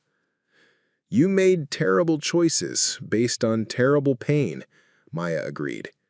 "But you also made the right choice when it mattered most. You put down the detonator. You chose her life over your anger." Daniel was quiet for a long moment. "Do you think she'll ever forgive me?" "I think she'll always love you. Forgiveness is complicated, especially for someone dealing with cognitive challenges. But love is simpler. She knows you're her father, and she misses you." Maya's visits with Daniel had become a monthly routine, part of her ongoing work with the FBI's Domestic Terrorism Unit. Understanding the psychology of individuals who turn personal grievances into violence against innocents was crucial for prevention efforts, and Daniel's cooperation had helped prevent several other potential attacks. "There's something else," Maya said, pulling out an official-looking document. The parole board has agreed to consider early release if you complete the rehabilitation program and continue cooperating with federal investigators. You could be eligible for supervised release in 3 years instead of 8. Daniel's eyes filled with tears. 3 years. Emma would be 14 then, Maya continued, old enough to have opinions about whether she wants contact with you, but young enough that you could still be part of her growing up. Maya had advocated for Daniel's early release consideration, despite the initial resistance from some community members. She'd seen how his genuine remorse and cooperation had contributed to preventing other attacks, and she believed that redemption required opportunity as well as punishment. The decision hadn't been popular with everyone. Some victims' rights advocates argued that Daniel's sentence was already too lenient for attempted terrorism. Some community members felt that Maya was being naive about the man who'd nearly killed them all. But Maya had learned that justice wasn't just about punishment. It was about creating conditions where healing and prevention were possible. Daniel Morrison, in prison for 8 years, would emerge as a bitter, broken man with no connection to his daughter and nothing to lose. Daniel Morrison, with a path toward redemption and reunion with Emma, would have incentives to continue the positive changes he'd begun in custody. 1 year after Pump 7, the community held its first annual Millbrook Resilience Festival, celebrating the connections and growth that had emerged from crisis. The festival took place in the downtown area, with booths representing local organizations, food vendors from the diverse immigrant communities that had settled in Millbrook, and activities for families dealing with all kinds of challenges. Maya walked through the festival with Emma Morrison, who was using her communication device to ask questions about the various displays. The 11-year-old girl had become something of a local celebrity, not because of her father's actions, but because of her own courage in navigating her disabilities with grace and determination. "What's that?" Emma asked, pointing to a booth run by the Veterans Administration. "That's where soldiers go for help when they come home from the war," Maya explained, using the simple language that worked best for Emma's communication style. "Like you?" "Like me," Maya confirmed. She'd learned that Emma understood more than her verbal limitations suggested, and that honest, age-appropriate explanations worked better than evasions. "Were you scared?" "Sometimes. It's okay to be scared. What matters is what you do when you're scared." Emma nodded solemnly, processing this information with the gravity she brought to most adult concepts.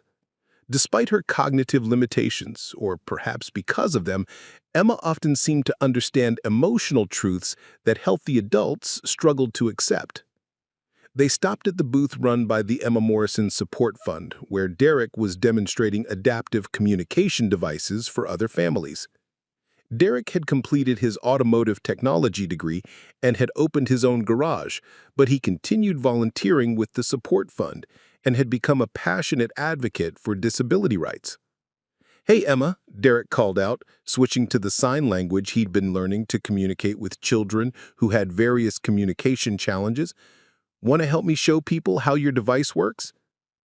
Emma nodded enthusiastically and moved to Derek's side, becoming an active participant in educating other families about available resources. Maya watched with pride as the little girl demonstrated resilience and generosity that far exceeded what anyone might expect from someone with her challenges. "She's remarkable," said a voice behind Maya.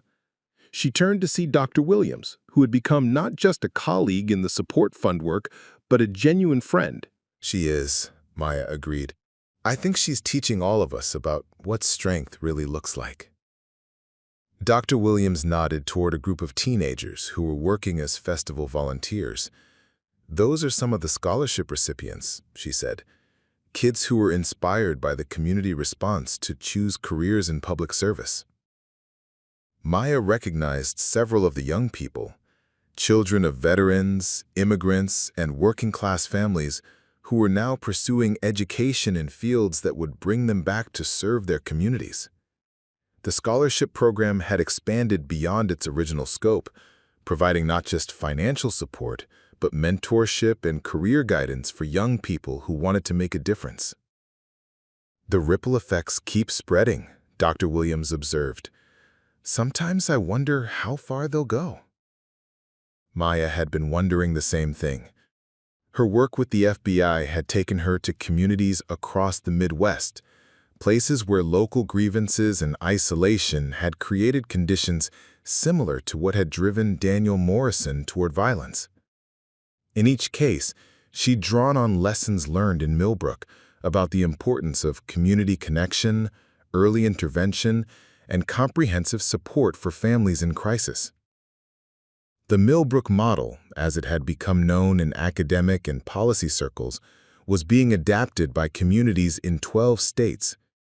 The approach emphasized prevention over prosecution, community engagement over law enforcement response, and long-term support over crisis intervention. Agent Rodriguez called out a familiar voice. Maya turned to see Agent Sarah Kim approaching with a group of federal officials who were touring the festival as part of a conference on domestic terrorism prevention. "Agent Kim," Maya replied, automatically shifting into professional mode.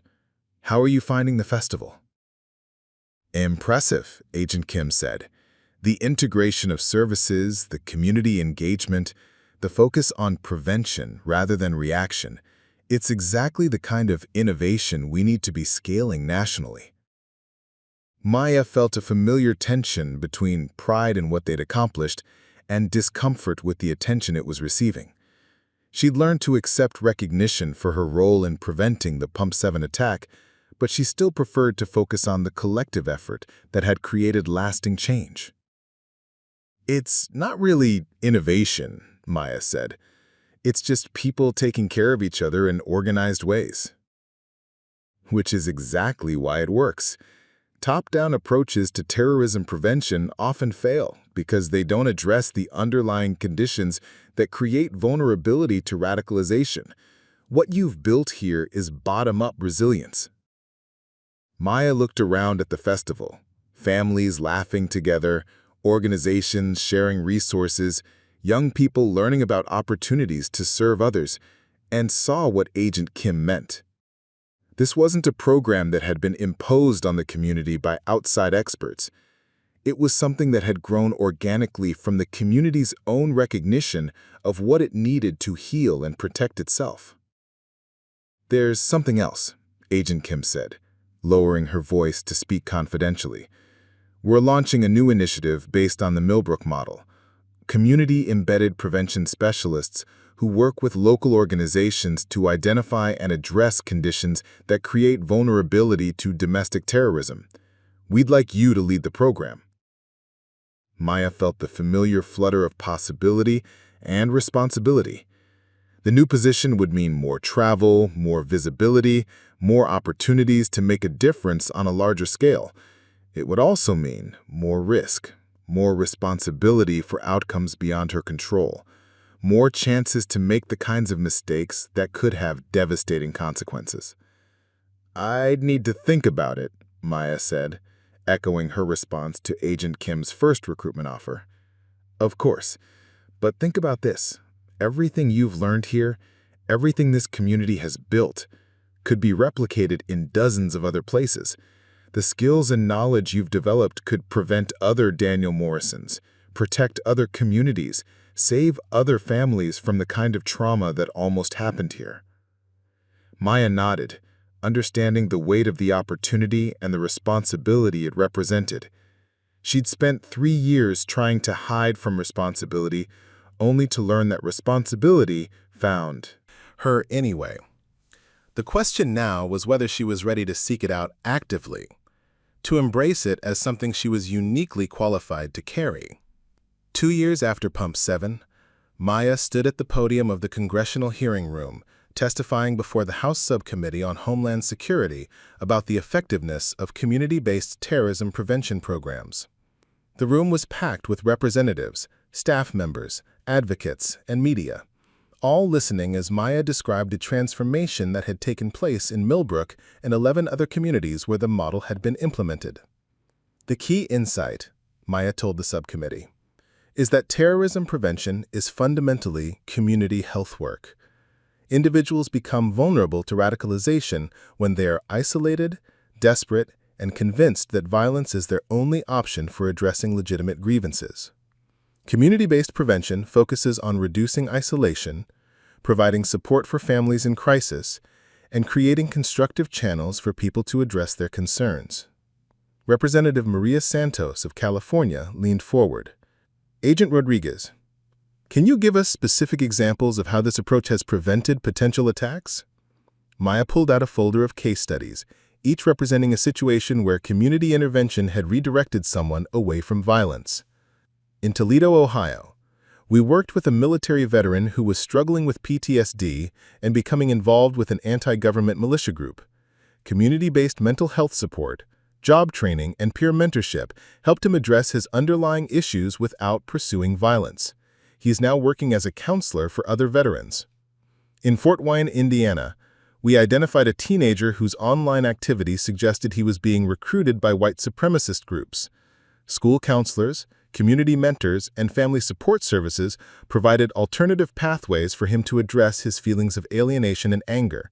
He is now a freshman in college studying social work. Maya continued through the case studies, each representing lives preserved and violence prevented through early intervention and community support. The statistics were impressive.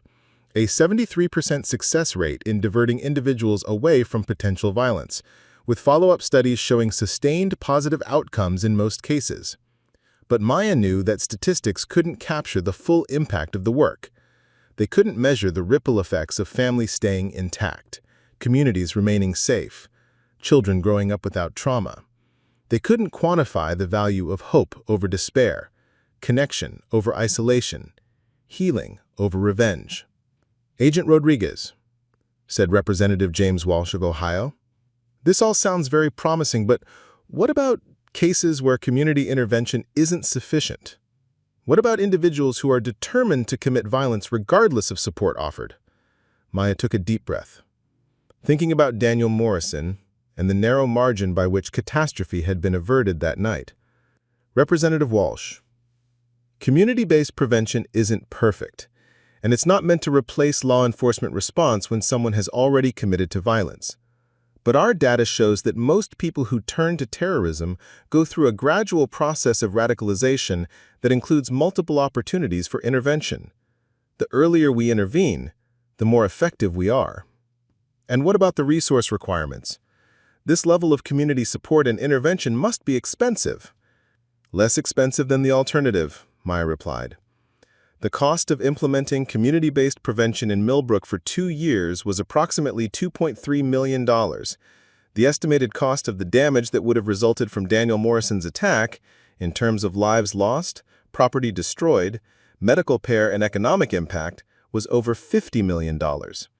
Prevention is not just more humane than reaction, it's more cost-effective. The hearing continued for 3 hours, with Maya fielding questions about methodology, replication challenges, federal funding requirements, and coordination with law enforcement agencies. By the end, she felt cautiously optimistic about congressional support for expanding the program. As Maya left the Capitol building, she reflected on how far she'd traveled from that night at Pump 7. She'd gone from a gas station clerk trying to remain invisible to a federal agent testifying before Congress about national security policy. But the core of who she was hadn't changed. She was still someone who believed that people deserved protection, that communities could take care of each other, that individual actions could make a difference in the lives of strangers. 3 years after Pump 7, Maya returned to Millbrook for Emma Morrison's 14th birthday party. The celebration took place in the community center, with dozens of people who had become part of Emma's extended support network over the years. Emma had continued to make progress, though her disabilities remained significant. She could communicate more effectively through her adaptive devices. Her seizures were well controlled, and she'd developed friendships with other children through the Support Fund's peer programs. More importantly, she'd grown into a young person who approached life with curiosity and kindness despite the challenges she faced. "Agent Rodriguez," Emma called out, using the communication device to activate a pre-programmed greeting. She'd insisted on learning Maya's official title and used it with obvious pride. "Happy birthday, Emma," Maya said, presenting a gift she'd selected carefully, a photography kit adapted for users with limited fine motor control. Emma had shown interest in taking pictures, and Maya thought it might give her a new way to express herself and document her world. "Thank you." Emma's face lit up as she examined the camera and its adaptive features. "I can take pictures of everyone." Maya watched Emma immediately begin experimenting with the camera, taking shots of her friends and supporters with the focused attention she brought to all new learning opportunities. The girl's enthusiasm and determination never failed to inspire everyone around her. "She's doing remarkable things," said Daniel Morrison, who had been released on supervised parole 6 months earlier and was attending the party under the watchful eye of his parole officer. His reunion with Emma had been gradual and carefully managed, but their bond remained strong despite the years of separation. "You both are," Maya said, observing the interaction between father and daughter. Daniel had used his time in prison to complete multiple rehabilitation programs, earn a college degree in social work, and develop expertise in supporting families dealing with traumatic brain injury. His parole conditions included community service with the support fund, work that allowed him to channel his experience into helping other families navigate similar challenges.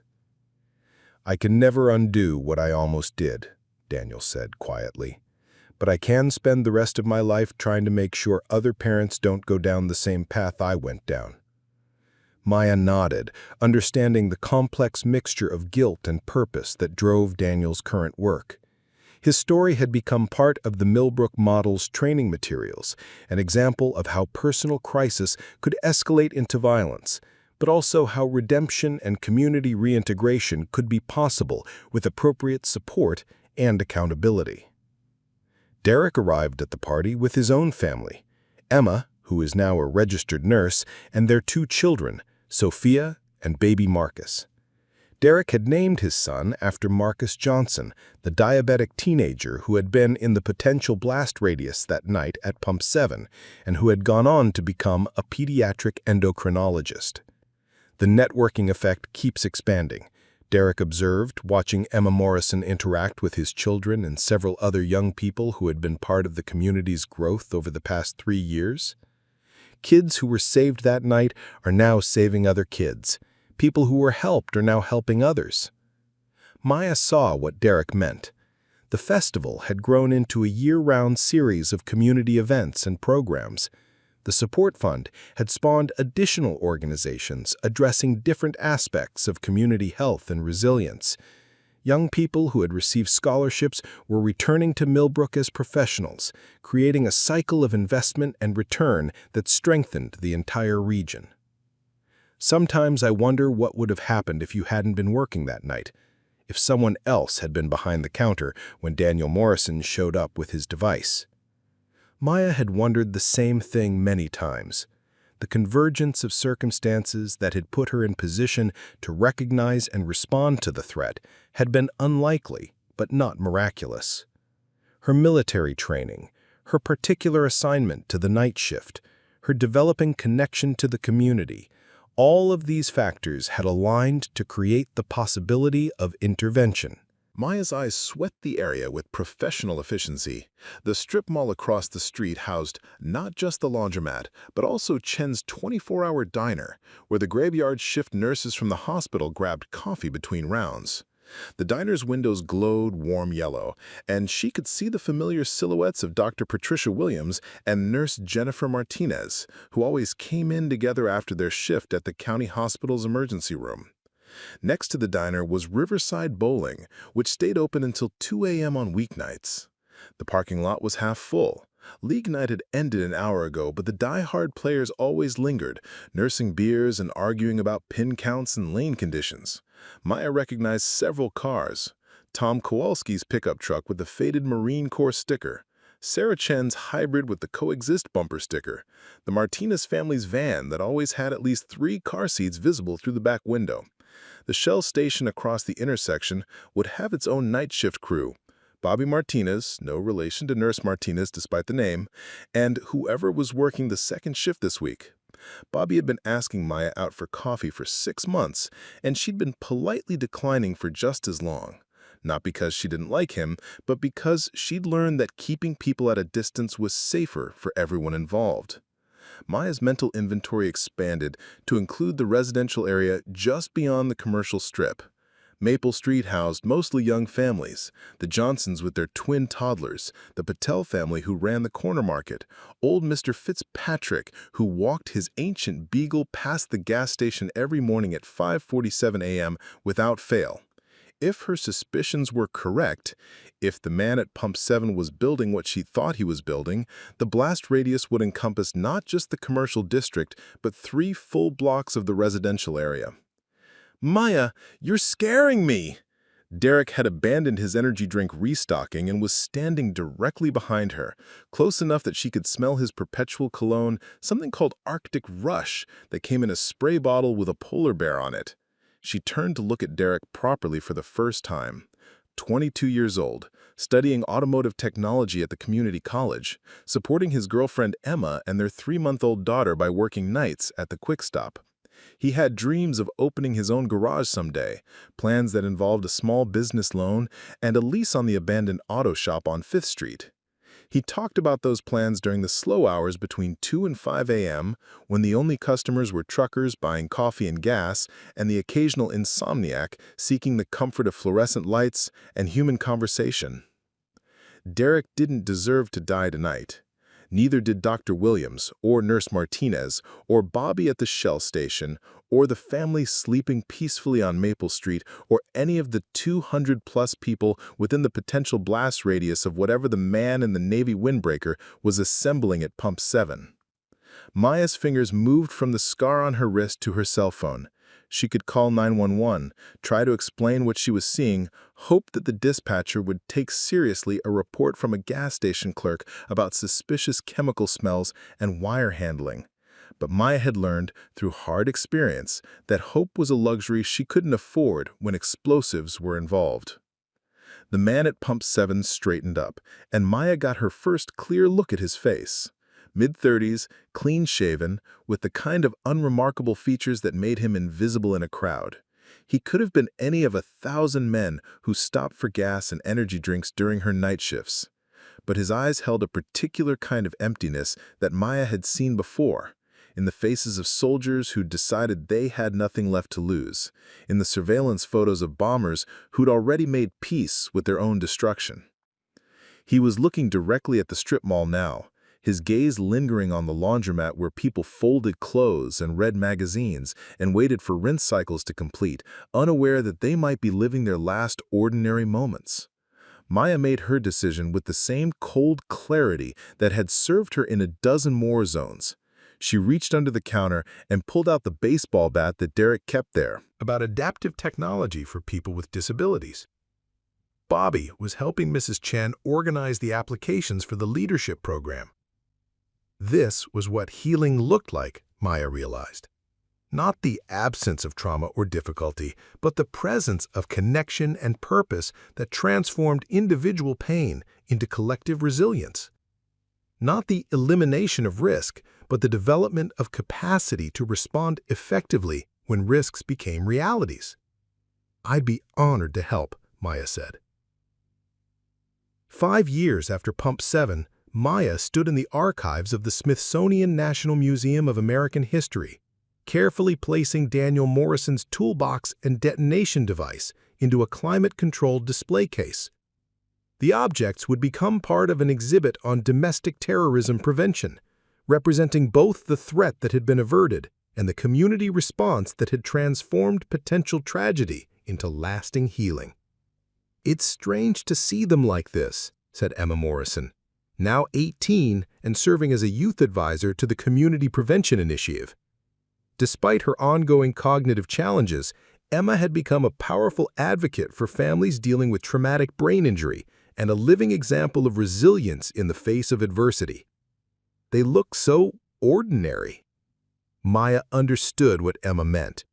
The components that had nearly killed dozens of people and changed hundreds of lives looked like nothing more than common hardware and electronics when removed from their original context. The real power had never been in the materials themselves, but in the intentions and emotions that had shaped their assembly. "Your father's story is part of the exhibit too," Maya said, gesturing toward a video display where Daniel Morrison was being interviewed about his journey from would-be terrorist to community advocate.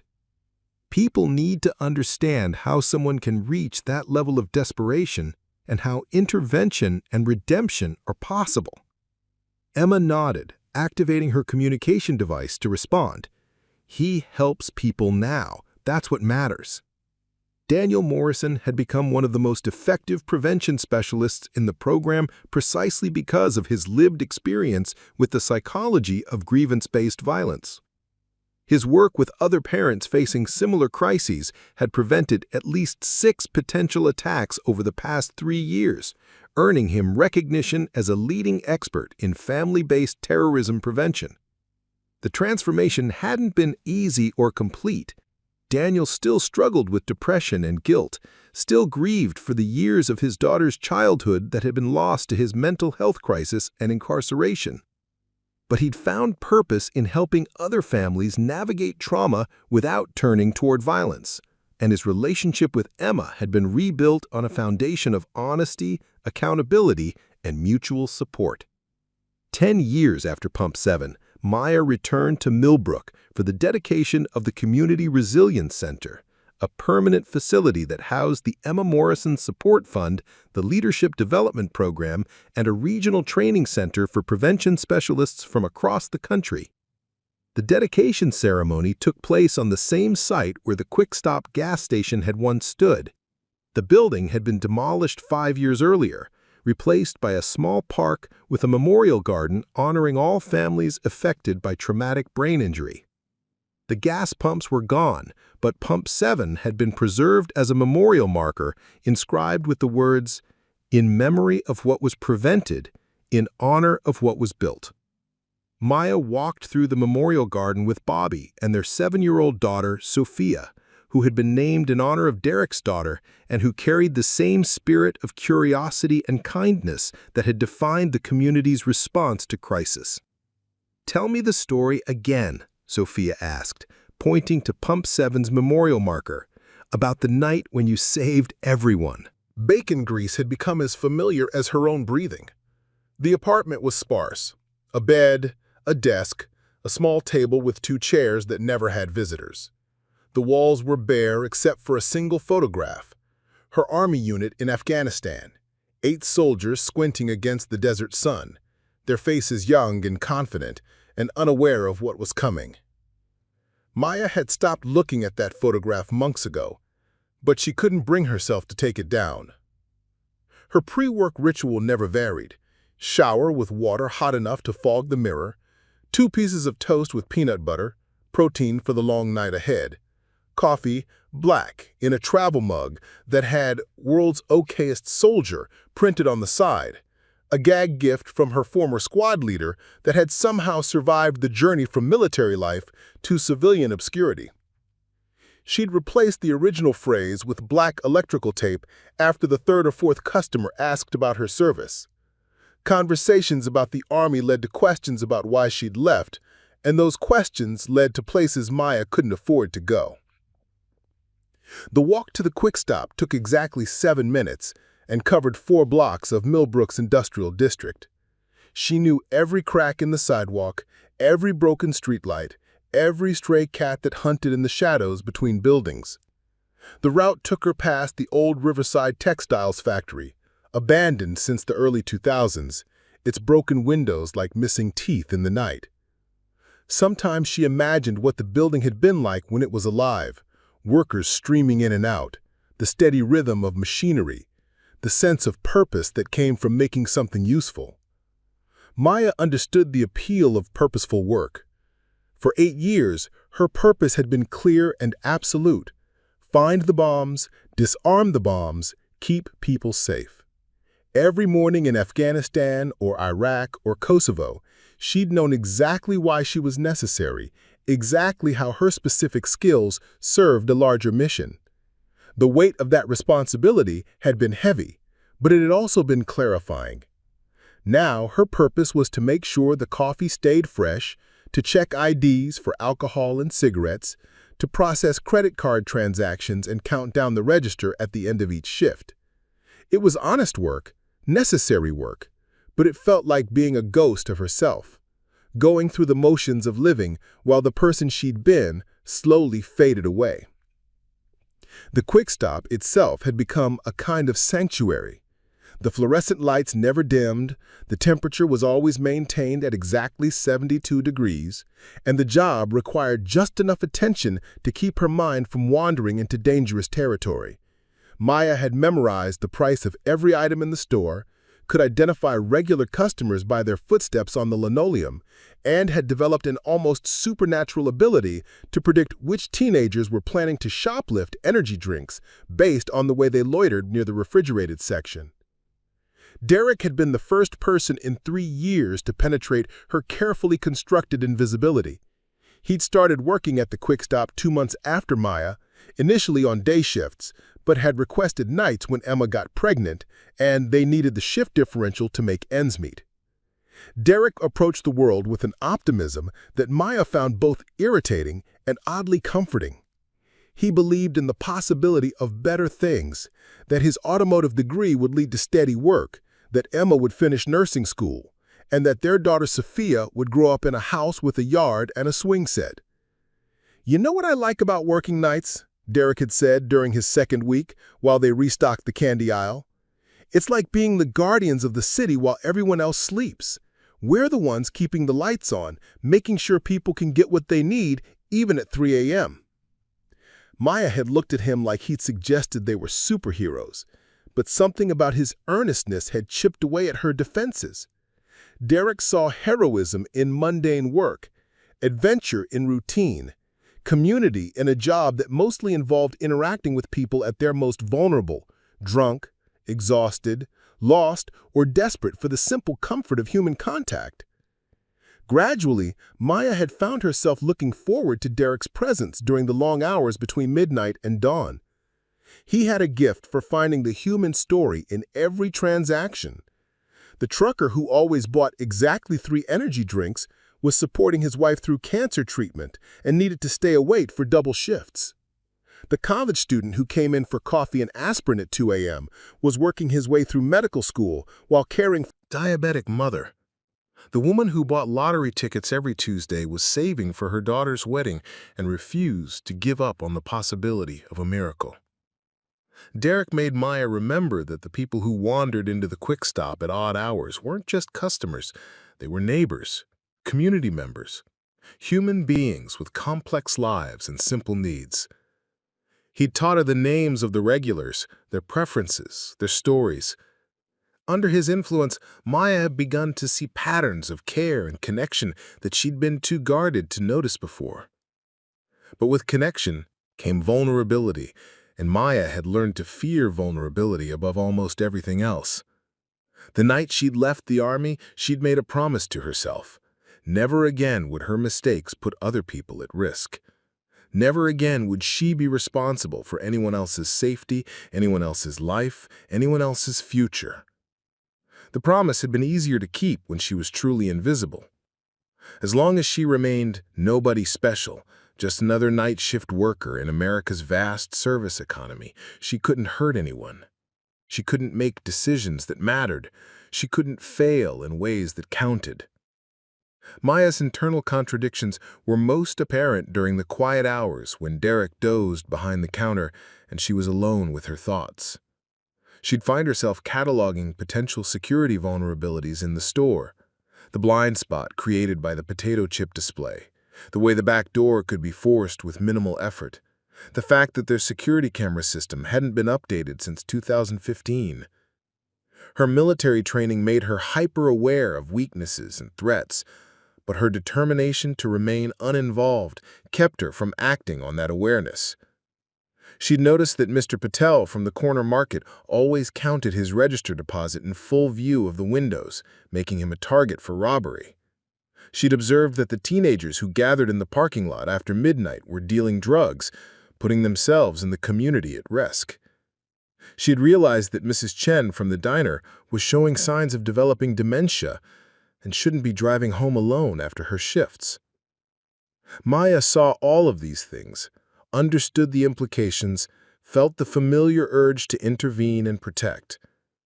But intervention required engaging with the world, claiming responsibility, acknowledging that her skills and knowledge mattered. It required becoming visible again, and visibility had consequences that Maya wasn't prepared to face.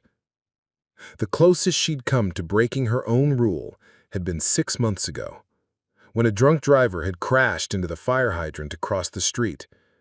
Maya had watched the accident happen, seen the driver slumped over the steering wheel, noticed the way water from the broken hydrant was flowing toward the electrical junction box that powered the streetlights. She'd known with absolute certainty that the combination of water and electricity would create a deadly hazard for anyone who approached the crash scene. For 30 seconds, Maya had stood frozen in the doorway of the QuikStop, watching the water inch closer to the junction box while the drunk driver remained unconscious and potentially injured. Her knowledge of electrical systems, gained during cross-training with Army engineers, made her the only person in the immediate area who fully understood the danger. But using that knowledge would mean revealing herself, stepping forward, taking responsibility. In the end, Derek had made the decision for her. He'd called 911, grabbed the first aid kit from behind the counter, and run toward the crash site without hesitation. Maya had followed, unable to let him walk into danger alone, and had quietly guided the paramedics away from the electrical hazard, while Derek provided comfort to the injured driver. The incident had left Maya shaken. Not because of the danger, but because of how natural it had felt to step forward when someone she cared about was at risk. Her promise to remain uninvolved hadn't survived contact with actual human connection. Derek's willingness to help a stranger had awakened something in Maya that she'd tried to bury, the part of her that understood duty as something deeper than obligation, something closer to love. Derek had parlayed his nonprofit work into a successful social enterprise that provided employment and training for people who'd been involved in the criminal justice system. His approach, which emphasized community support and second chances, had been replicated in dozens of cities and had become a model for criminal justice reform. Mrs. Chen had passed away 5 years earlier, at the age of 98, but not before seeing the community organizing principles she'd helped develop spread to communities around the world. The memorial fund established in her honor continued to support community organizers and provided grants for innovative prevention programs. Dr. Williams had retired from emergency medicine but remained active in trauma research and prevention advocacy. Her work on the intersection of medical care and community healing had influenced how hospitals and healthcare systems approached their role in preventing violence and supporting family resilience. As Maya walked through the memorial garden, surrounded by hundreds of people who'd come to celebrate 25 years of community resilience, she marveled at the distance traveled from that night when she'd been nobody special working a gas station shift to this moment when she was surrounded by evidence of how far hope and hard work could reach. The memorial at Pump 7 had been expanded over the years to include recognition of all the communities that had implemented prevention programs based on the Millbrook model. Names from around the world were inscribed on panels that told the story of how local action could become global impact, how individual courage could inspire systemic change. Sophia approached with her own children, twin boys who were named Daniel and Derek, in honor of the men whose stories had shaped their family's understanding of redemption and service. "Mom, will you tell them the story?" Maya looked down at her grandsons, 5 years old and full of questions about the world they were inheriting. She thought about how to explain to children the complex truths about human nature, that people could be capable of great cruelty and great kindness, sometimes within the same individual, sometimes within the same moment. Once upon a time, Maya began, settling onto a bench with the boys beside her. There was a very sad man who thought the only way to deal with his sadness was to hurt other people. But there were good people in his community who chose to help him find a better way. "Were you one of the good people?" asked Daniel Jr. "I was one of the people who chose to help," Maya said carefully. "But the really important thing is that when someone in your community is struggling, when someone is so sad or angry that they might hurt others, you have a choice. You can look away and pretend it's not your problem, or you can step forward and try to help." "How do you help someone who wants to hurt people?" asked Daniel Jr. "You listen to them. You try to understand why they're so sad or angry. You help them see that other people matter too. And you work with your community to make sure that people who are struggling get the help they need before they hurt themselves or others." The boys nodded solemnly, processing this information with the gravity that children bring to important life lessons. Maya hoped they would grow up in a world where community-based prevention was so well established that the kind of crisis that had brought her into visibility would be increasingly rare. As the celebration continued around them, Maya reflected on the journey that had begun with her decision to step forward into danger rather than retreat into safety. That choice had set in motion a chain of consequences that had reached a